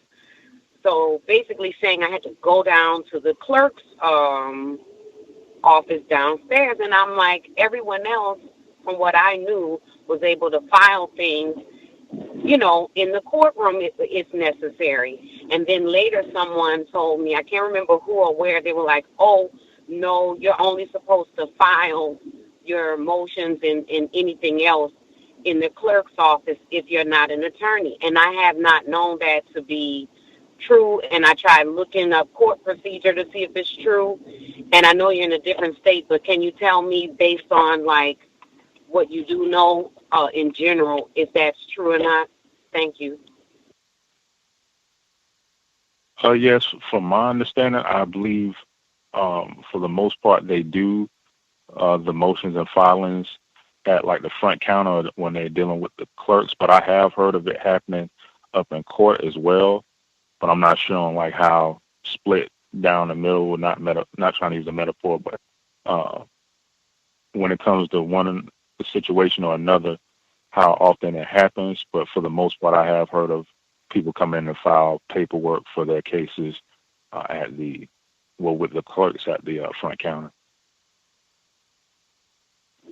I appreciate it. Thank you. I kind of feel like she was practicing racism. I do, because my experience has been when you self-represent, when you pro se, for some reason, clerks, white and non-white, in my experience, they've been visibly upset at me because I'm representing myself. Thank you for that information. I'll delve more into it, and when I find the answer, I'll let you know as well. Thank you. Thank you. Context of White Supremacy. Number, excuse me, get my water. Number again, 605-313-5164. The code 564943#. Press star 61 if you would like to participate. Tackiness at the courthouse abounds. Emphasize again to make sure you have read policy and procedure on your job. Can have lots of helpful information that whites will not tell you. And it can just inform you of how they're violating policy and procedure on the job. That could be something else. In fact, that should be something else that you're being mindful of in your workplace. Other folks have questions, suggestions, comments on what they've heard from other folks so far.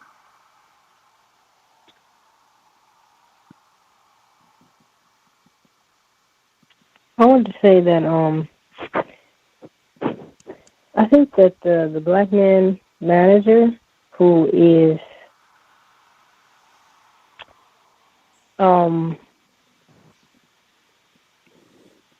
mistreating the woman with the paid time off, it seems to me that he knows how to function in the workplace. I know of these other black people. They were actually on a radio show, and they were interviewing some people, and I've seen this a lot actually, where it's just obvious, like in the arts, like if they're on television or whatever it might be, or if they're on the radio or whatever it might be, it's like the way that they mistreat non-white people, the way that they treat them like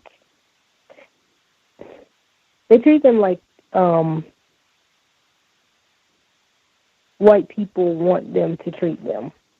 And it's like they do it so in such a fluid manner that it seems that it's not just about the white people telling them to do this, that, or the other, that they just know what to do to try and keep their jobs. And the reason I say try is because white people turn around and fire you anyway, turn around and fire black people anyway.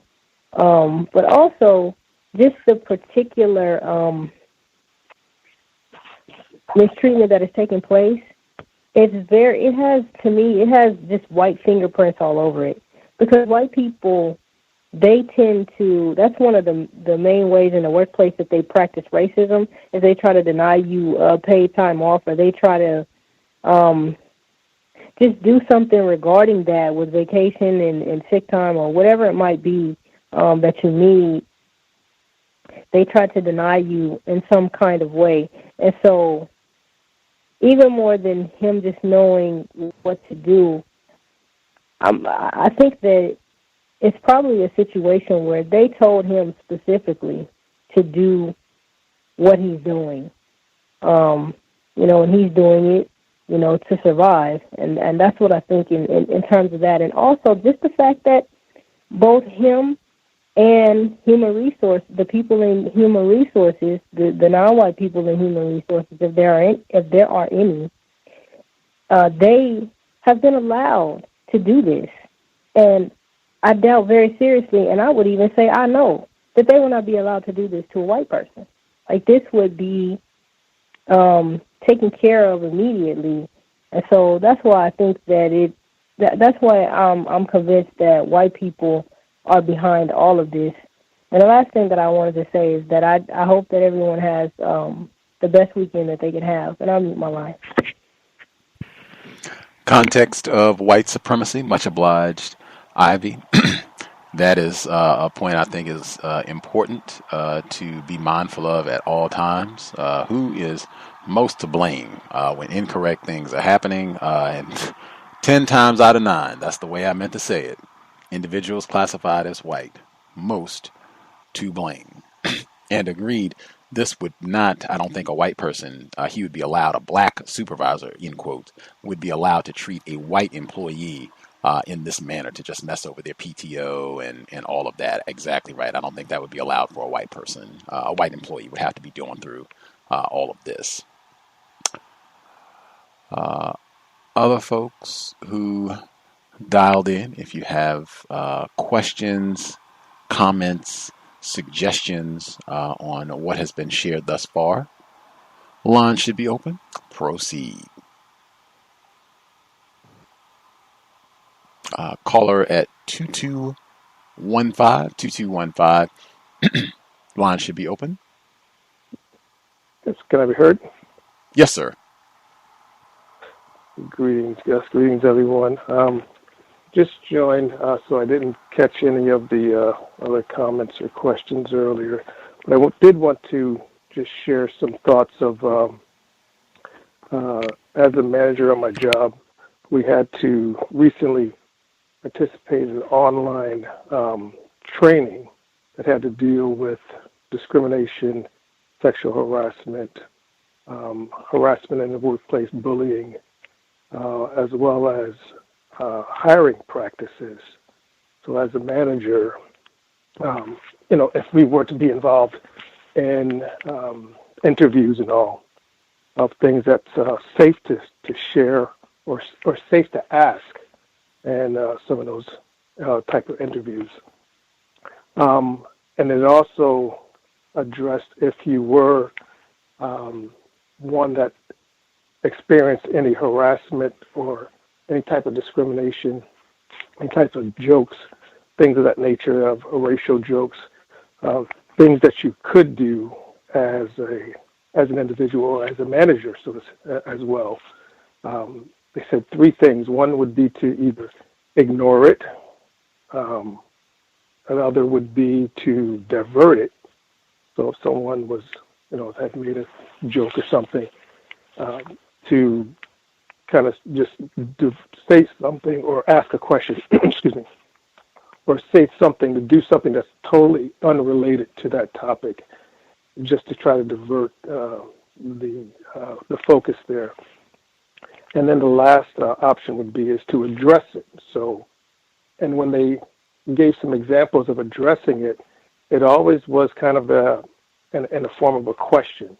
So, for example, there was a group of people that they showed, one black, one Asian, one looks like a possibly Eastern Indian, and one white gentleman, and they were all supposed to be going on a company trip, and the Indian person said, "Oh, well, you know what? We can all, kind of ride together." And he looks to the white man and says, "Well, would you like to ride with me to the airport?" And he looks at him and says, "No way, me riding with you? We walking to the airport together, and you're a Muslim?" They pull me aside and, hold me up in security. He says, "No way, I wouldn't. No way would I do that."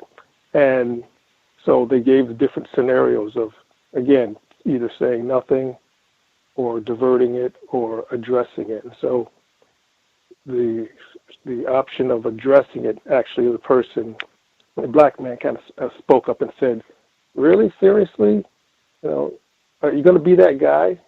So being a question, forming it as a question, as like, and not really coming right out and saying to the person, "You shouldn't have said that," or "That was wrong for you to do that."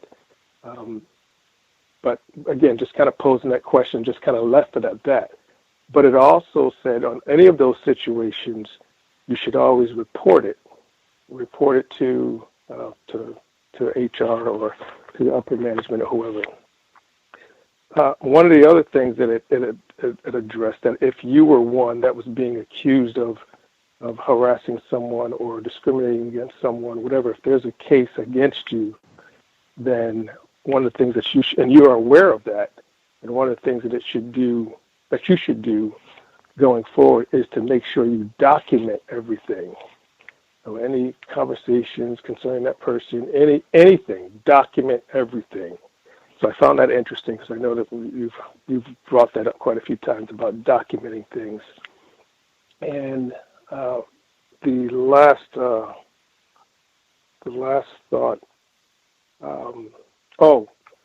One of the other things it was saying that if you do report something, then you can make a report and it will be confidential. But then it did say if an investigation was to occur, that we couldn't promise that you would be kept confidential. And it's like, well, gee, what's the use then? That's what I'm saying to myself once I saw that.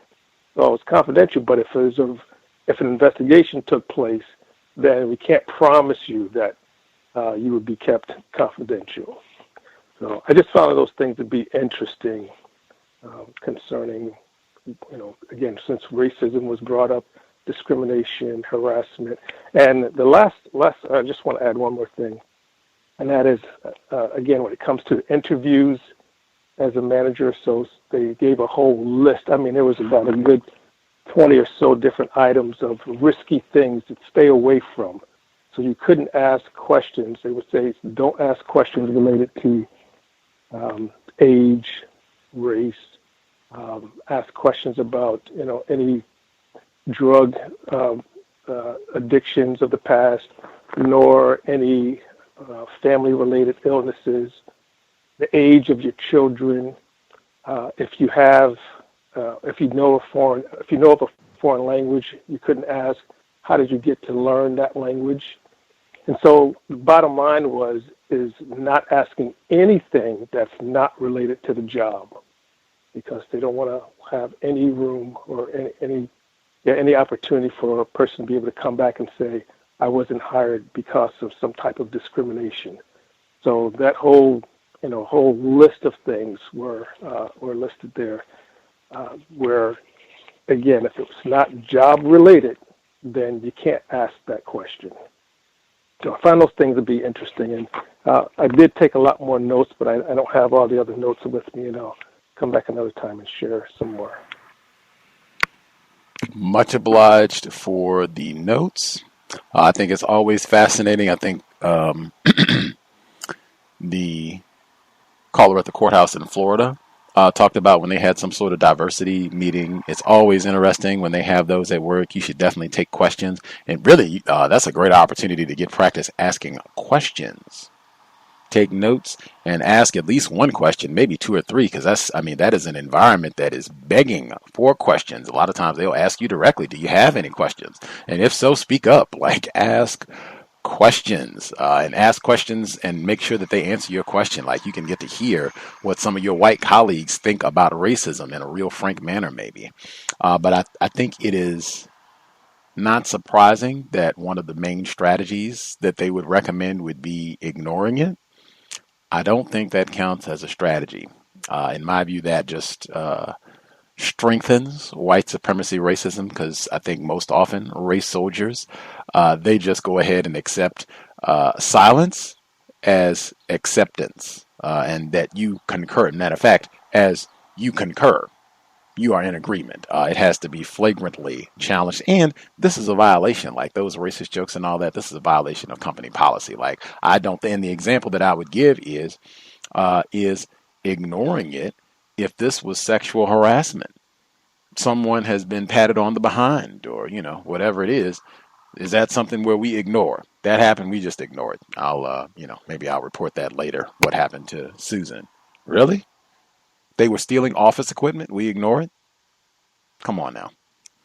Racism, white supremacy. That's the only violation of policy and procedure that I can think of where it becomes, maybe we ignore it. Made his racist joke. What'd you say about the niggers?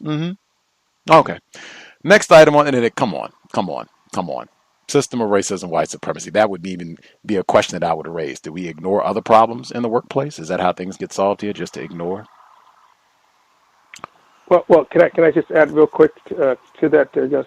So any of the options there, the ultimate result would be, or the ultimate action is, even if you did any of those three, they would require or suggest, well, not even suggest, ask that you report it. So even if you ignored it, still report it.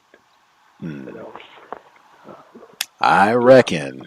And it was an online type of training, so there wasn't an open group type where you can ask questions and others could hear. Oh, okay. That definitely helps get a better understanding of what took place. I didn't want to forget either the point that you made towards the end about them saying that there's supposed to be confidentiality if you make a report that there's been some sort of incorrect behavior, perhaps an act of white supremacy racism. However, if this process continues, well, then we might not have confidentiality. And in my view, you should just automatically, your opinion, as I said before, exact same thing that we say every week, you should automatically assume anything that you say, there will be a transcript, maybe even an audio recording of every single syllable that you utter, and everyone who works there will have a copy. It'll be online, any language you need it in, all of that, Braille even, got it covered. That's the way you should think so that there's no surprise. And you should be mindful of that before you go make your report. Like, not only could this procedure take years, but this could be something where everybody in the building will likely know. Am I all right with that? And if you don't mind, if I can just add a little more. So, with this training, so again, being that managers, middle managers, low-level managers had to participate. So they look forward to the managers to create this type of safe environment. So, in other words, it's up to us to report these things, as managers. But again, can't promise confidentiality. Certainly not in the system of racism, white supremacy. White people, unjust networking. They do a lot of unjust networking and sharing information on the niggers. So absolutely, they are not going to tell you any sort of thing about confidentiality. Please, we'll be texting it up as soon as we get out of this meeting if it seems a little shaky. Did other folks have commentary? I also didn't want to forget the caller in Florida when he pointed out that they were not recognized by name, because that's been a pattern this evening as well. We had where he talked about specifically the caller in Florida at the courthouse saying that the black female, she didn't have her email, wasn't registered in the computer correctly, and it was difficult to get contact with her. No, apologies, that was not our caller in Florida. A different listener was talking about that. Act of racism, we talked about that repeatedly, but when caller in Florida was saying that they were just addressed as research as opposed to all of the individuals who are a part of the research team, I think that is super important. And it's been my experience that white people generally do not need a list in front of them of employees, people that work there, people that you see every day. And God, heaven's sake, they got a newsletter at the courthouse there. I mean, you got these people's pictures on display and such for their accomplishments for the month of the year, whatever they did. Like, really? You needed a list of research people's names and you think that you would have forgotten, so you just went with the generic research as opposed to naming us, which you didn't do for anybody else. I reckon. And again, just the power, because I've seen that consistently. When you talk about United Independent, do not minimize the impact that one codified individual can have. It is absolutely amazing. And for me, that is just further evidence this problem can be solved. One Negro making an effort to follow logic, counter-racist logic, is causing this much of a response. You all are changing meetings and functioning in a way that I do not ever see racists function. Wow. If this problem could not be solved, I don't think this would be happening. It would just be, oh, wow, we have got a really kooky nigger here. Wow, let's hang out and listen to him for a while. That's not what they do. Do we have other folks who had suggestions, comments, workplace racism? Any suggestions on what we've heard thus far? Your own problem?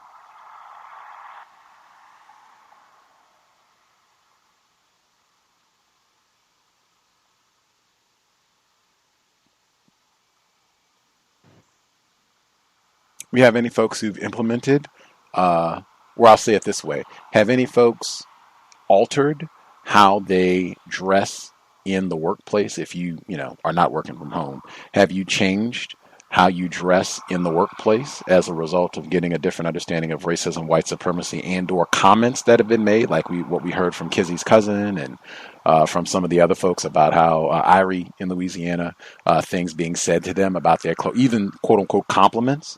Have any folks changed their workplace attire as a result of their understanding of white supremacy, racism?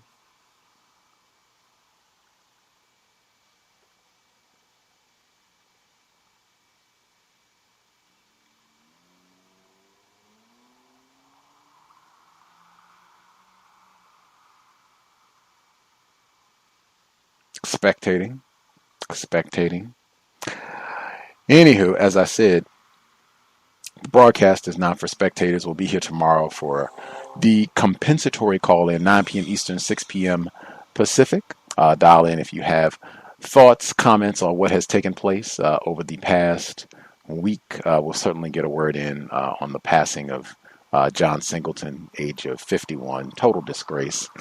But that'll be tomorrow. Once I get adjusted, we'll be looking to get rolling. More work, lots of guests, folks recommended, and just work in general. Wow, it has been a stressful 17 months. Let's see. We'll give another 5 minutes or so. If folks have any additional comments, suggestions, questions that they would like to share, I'll give out the number one more time. 605-313-5164. The code 564-943#. Press star 61 if you would like to participate. I think I heard Stacy in the UK, Russell, 3:20 a.m. Saturday morning, London time. Hi, Gus. I actually just wanted to comment on Irie's son's workplace racism. His experience with his teacher sexually terrorizing him or trying to at least objectifying him. I guess my comment is to everyone listening just to be very mindful of these situations. It's much for our daughters as well as our sons. My daughter had told me about a friend of hers, a male, who I don't know if he was in care, but certainly maybe at some point he was in care. But he had to go to special education. I guess he was having difficulties at home and it was affecting him in his education. And so in that institution, it was apparently a regular thing for females to be sexually active with female teachers, being sexually active with the young males in particular. And I actually used to work with young people, and I mean, it was males and female, to be honest with you, who were being inappropriate. But I had to raise an issue about something a male had said to me about one of the young people we were working with, which was very suspect to me. And then out of that conversation, because I raised it with the coordinator, and out of that conversation I was then told about another female race soldier who I was also working with, who was apparently at the time 32 years old, had a 16-year-old son, and was at some point in a sexual relationship with one of the young people who used to come into the centre was also 16 years old. Now the age of consent is different in the UK. So technically that would have been legal. However, imagine if you're a parent and you're sending your child to an after-school club and they are then enticed into a sexual relationship by one of the workers. And apparently she had assured the management that it was no longer going on, but they all knew that, that at some point something inappropriate was happening. And I don't even believe that they thought that she had stopped at the time. I eventually left because I just couldn't be around these people. It was just repulsive to me. So the general point is just to be careful with your children. And I'll make my line, Gus. Wow. Much obliged, Stacey in the UK. Definitely make sure you talk to your children about racism and rape, sexual abuse. It is rampant, frequently intertwined, but make sure you're having those conversations. And again, all of this should be discussed before you hit the bedroom. Those 200 questions, all of this should be discussed before conception. That is the correct counter-racist way of, procreating in order to produce justice, I think. But very well noted. Mary Kay Letourneau, I keep mentioning her because she's right here in Seattle, where she was doing the same thing. I have no ideas what the laws around sexual consent are in the UK. Here, if it was a child, they were 16, male or female, a teacher could not have sex with them legally. That would be rape, statutory rape, as they call it. And in fact, even if they were 16, in Washington State, they would have to be 21. They could be no older than 21 for someone to have legal sex with them. If they were 22 and older, all of that would be statutory rape. Hi, Gus, can I come back on that? Yes, ma'am. In terms of the fact that they're in some kind of institution or attending a government, well, maybe any type of after-school club, whatever, because it's not that wouldn't be formal education. But the age would be, even though they're 16, technically the laws of consent are. 16 is the age of consent. In terms of being in an educational institution, it would go up to the age of 18, and if you had some kind of special educational needs, it would be up to probably the age of 25 if you are attending any kind of institution. And I guess the point there then is that it was easier for the institution to claim that, it wasn't going on, or pretend to accept her lie rather than address the situation. And so you cannot trust these organizations to do the correct thing. # Jimmy Savile. I was just thinking Jimmy Savile, he could be going out of control. 16, man, I'm not surprised at all why he was able to terrorize generations of children so long with impunity. My goodness, Jimmy Savile, the legend. If you don't know who Jimmy Savile is, they have lots of documentaries on this noted child rapist.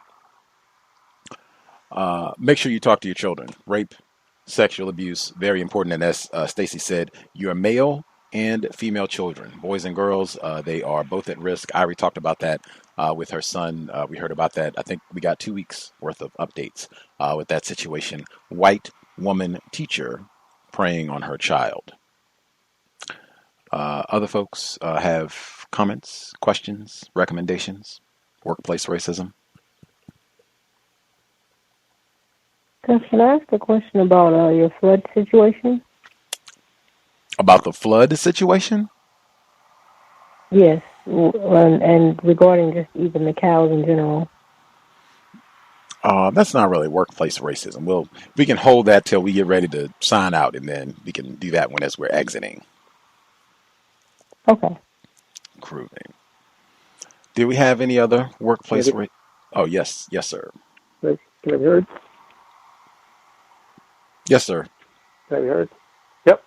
So, just real quick, I did read a short article about Oprah Winfrey walking off of 60 Minutes, or walking away from the job there at 60 Minutes, and she shared her reason. I believe it was in Forbes magazine, and she said something on the lines of, how they were wanting her to not be so emotional and so involved or attached or so. But she said something about when they would sign off, she would say her name, and they literally wanted her to kind of, do a retake of the recording of it because she would say her name with too much emotion. So she said that she's had to do it like 7 takes of just saying her name, and telling her to flatten out her voice. And she basically, she walked away from that, saying that, if I can't be myself, then this is not a good fit for me.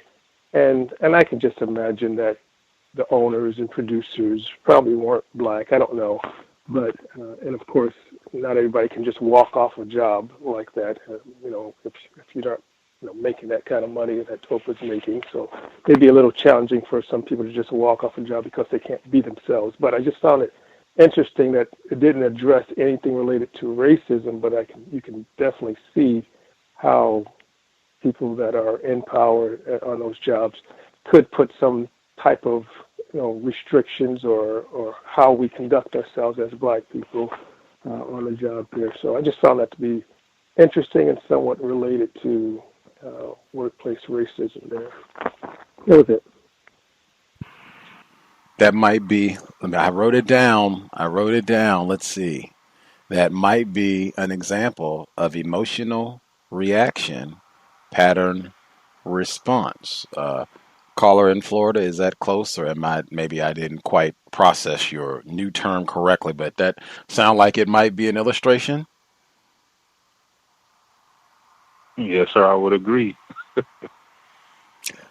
Said you get lots of illustrations. They do that all the time. Do things to upset. Don't say your name like that. What's wrong with you? Say it more flat. I mean, and this is Oprah. It's not like we're talking to, somebody who's never done television or entertainment before. We're talking to Oprah Winfrey, like system. And again, in my view, that would be another illustration that regardless of how much money you have is not money.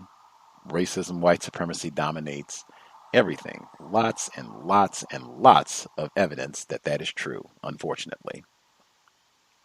And again, why I said the caller at the courthouse in Florida, going back to his point also, when he said, I didn't want to say that I felt this way about her leaving out our names or referring to us as research. I was thinking, my thought was that this is mistreatment. Again, very important, and it goes back to that same reason there consistently.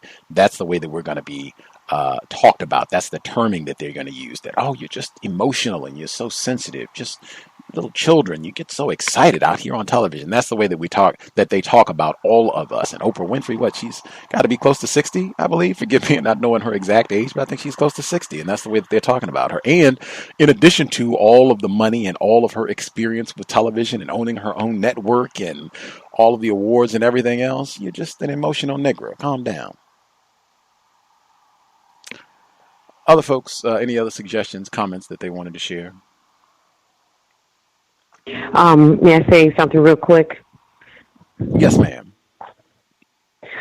Thank you for that input that you shared about saying, I think years ago, when I was in the military, I actually was experiencing some anxiety from the racism I was experiencing, and I went to a therapist about it.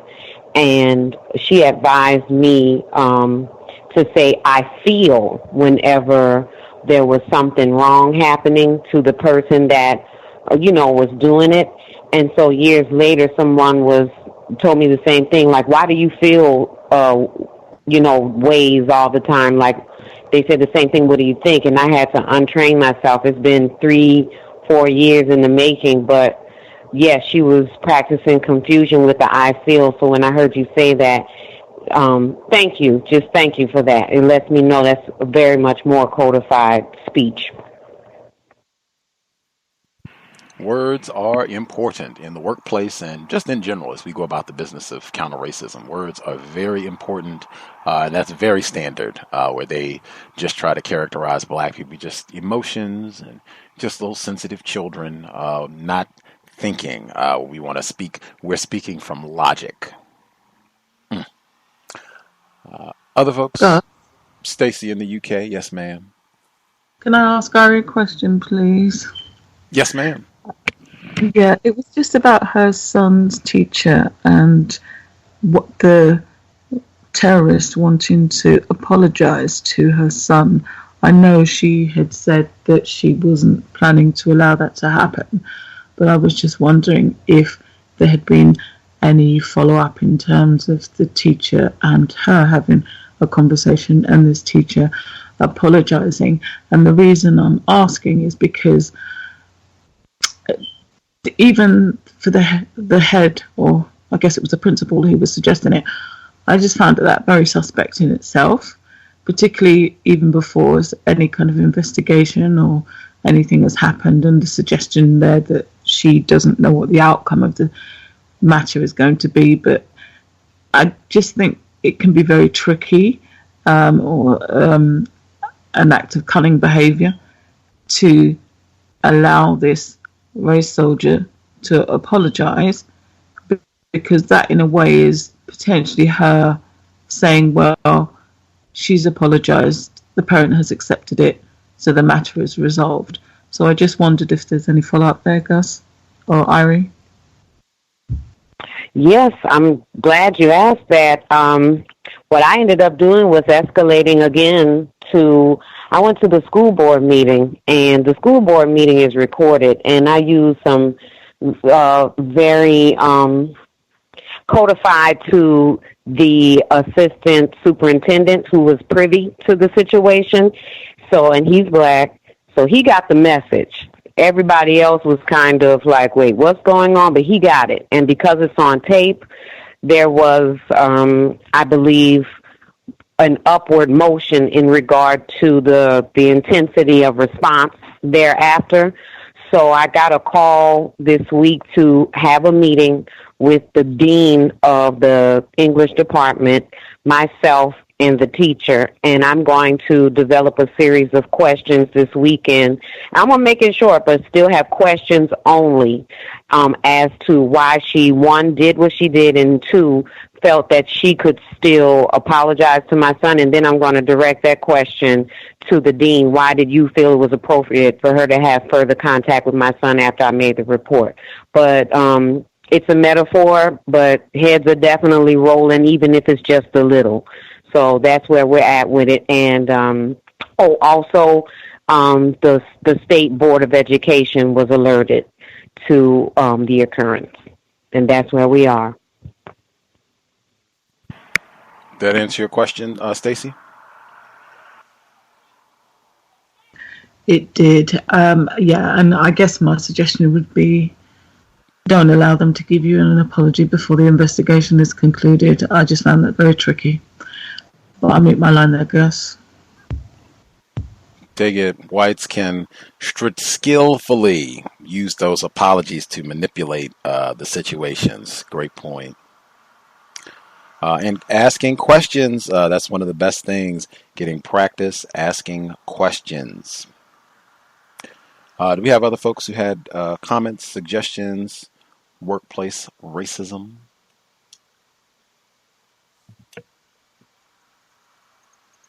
I have a question for Ari about her son as well, which is how are you and him doing through all of this? How are you both holding up through all of this? Because, of course, Black mental health is very, very important. I believe Dr. Francis Cress Wilson said none of us qualify for it, but I just want to know how you both are doing. Considering that I teach part-time as well, it was a very tiresome, it drained energy and time that I needed to recover from the school days. And then what it's done for my son is he's very bland now, more than he would normally be around this time of year, and he's verbalized that he just wants to get school over. Whatever enthusiasm he may have had, he's over it, and I'm just encouraging him to finish strong because, again, he's in the honor society and everything, and I do believe he understands what that what that responsibility entails. So I don't see him, lessening up on his work and the stuff he has to do to maintain that. But he's really bland overall with school, and I'd have to ask him again, like once maybe we have a recap once June comes to get the full impact report or something. I hope that answered your question, and thank you to Stacy in UK for your advice and everyone's concern. Thank you very much. Yes, it answers my question. Thanks for answering it. Context of White Supremacy, our weekly forum neutralizing workplace racism. Folks have any other suggestions, thoughts, comments based on anything that we've heard today? Certainly, if you figured out some strategies that work well, appreciate it, or anything else you want to get in. So we wind down the broadcast.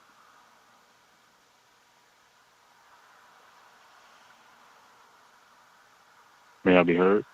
Caller in Florida. Yes, I was thinking of a few more observations. The chief judge, he initiated and having a conversation about, I think the guy's name is Satchel Paige and Jesse Owens and World War II and Adolf Hitler, I guess at the Olympics. And for some reason, he was talking about how sports was all white at one time. And he said that Jesse Owens was just an amazing athlete. And it reminded me of, I think, when Dr. Wilson was on the Phil Donahue show, and I believe that was right around the time about the Jimmy the Greek guy. I think I said the name correctly. And he seemed to be fascinated by the black athlete. And he mentioned white supremacy and white power, how they was trying to promote that, but he was trying to make it seem like it was, I don't know, I would say like a farce or something that's not true or something. So that was an interesting conversation that he was mentioning. And I didn't really have too many responses to it. I just let him talk. And I pretty much just left on the rest of my route.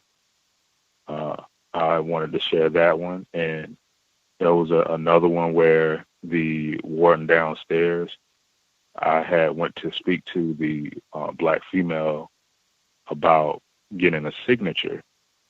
So she requested or beckoned the warden lady. She said her name, and the response she's given is, yo, Y-O, yo. This is what this lady said, yo. I'm like, what do you mean, yo? Like, is that because the female is black that addressed her by her correct name? But she responds with, yo. And I just asked, is the clerk here so I can get a signature? So she said he's attending a meeting right now. But she didn't know when he was going to be back, so I just put the paper for the signature on his chair or whatever. And my last one is I don't know if body language, hand movements has been discussed, because I know when I was discussing my concern this morning, and just like in general, when people are dialoguing with each other, they exhibit body language. And I could tell every time I move my hands, she like her eyes would be looking at my hands, like not every time, but at certain times. And it's nothing, it wasn't nothing really abrupt, but I was like, that's interesting. So she kept looking at the hand movements. Okay, so I don't know, maybe that symbolized some kind of discomfort. But I found that interesting, and I just actually thought of another one where it was a white woman. She was out for maternity leave, and I was walking by, and she was bringing the baby in, and all of the other coworkers, all females, they were circled around the child.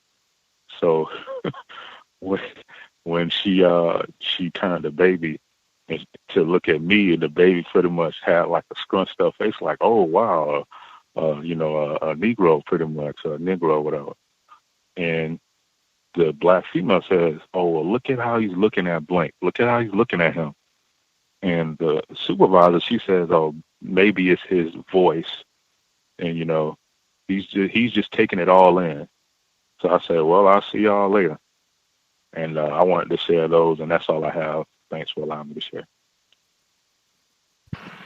Fascinating. Wow. Just being observant to things that happen in the workplace, you can learn a lot. I have no idea. That was the first thing that came to mind with the anecdote where you were saying that the white guy began talking about they had a time where they didn't allow black people in sports. Like, we are at the courthouse. How in the world are we talking about Negro baseball pitchers like Satchel Paige? Like, what is going on? Like, not that you would need to ask that, but that's what I would be thinking in my mind. Like that, when those type of things happen, when and I've been in a workplace, and just those sort of off topic, nothing to do with work segues into racism happen, that just lets me further know how much white people think about racism, white supremacy, that is a total lie, we just don't think about race. We're ignorant about race. You're thinking about it all the time. In fact, I think they think about it so much when they interact with the black people, niggers, they're searching, what am I going to talk to this nigger about? What are we going to chat about here in the workplace? Oh, yes, boy, yeah, the niggers. You remember that Negro baseball pitcher, Satchel Paige? Wowee, they didn't even let him play in the majors. I had a white man on a job. This was some years back when I was more confused. We did not do anything related to entertainment, television. There was no television in the work environment. I'm about to leave for the day. And he says, do you know that the Jeffersons, that was the first primetime show that showed an interracial relationship? How about that? And I just remember looking at it like, what does that have to do with I mean, am I supposed to celebrate that? Do you think I like the Jeffersons? Like, what? Though all of those type of comments, I don't know if it's happened to other people, but as I said, it just lets me know how much white people think about racism, white supremacy, and how hard it is for them to not say something tacky and or racist when talking to black people. It's almost like they're having to fish for, what do I say to the nigger? What do I say to the nigger? Other folks, much obliged, caller in Florida. Any other folks have question, comment they need to get in?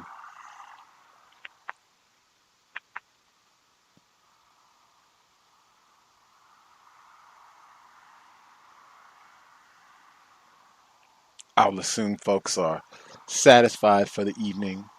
Ivy, did you have your question that was not related to workplace racism? Oh, yes, thank you. Did the flood situation where you were displaced, did that affect, I guess, you being able to get the amount of guests that you want and to run your program the way that you always have and the way that you want to, and maybe even the way that you might want to switch it up ever since you started, because now you might want to run it a little bit different than you have, let's say, 5 years ago or whatever. So has that affected anything regarding that? I mean, to be displaced from, your residence, all of a sudden, without notice, for 17 months, pretty much disrupts everything. So, everything. I mean, I don't know if other folks have experienced that. This is my first time with that, but I mean, to literally just be told you have to leave this place and no idea when you will be able to return, and it ends up being 17 months later. It disrupted everything. Everything, not just broadcasting, I guess, except yoga, which was not even something that I was doing when all that happened. So yeah, disrupted pretty much everything. Oh, okay, thank you. For sure. Racial dislocation. There's a reason Mr. Fuller talks about that as one of the major strategies. Keep those squatters on the move.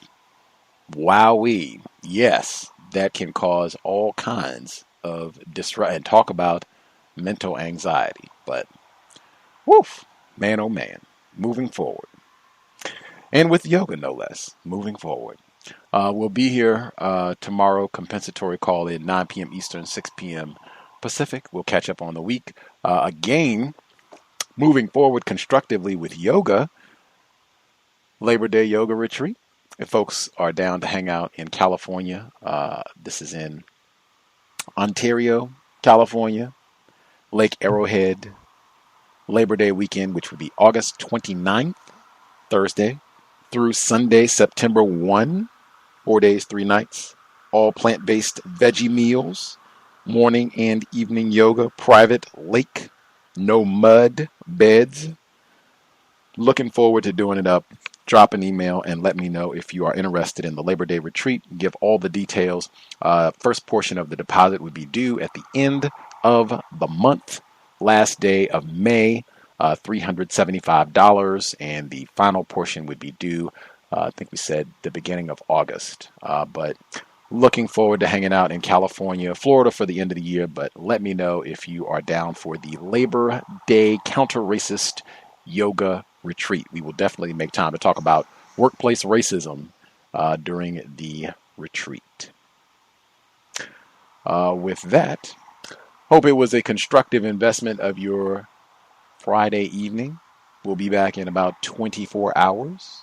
Sobriety would be best under conditions of white supremacy, especially if you're starting a new job, especially if you are on the job.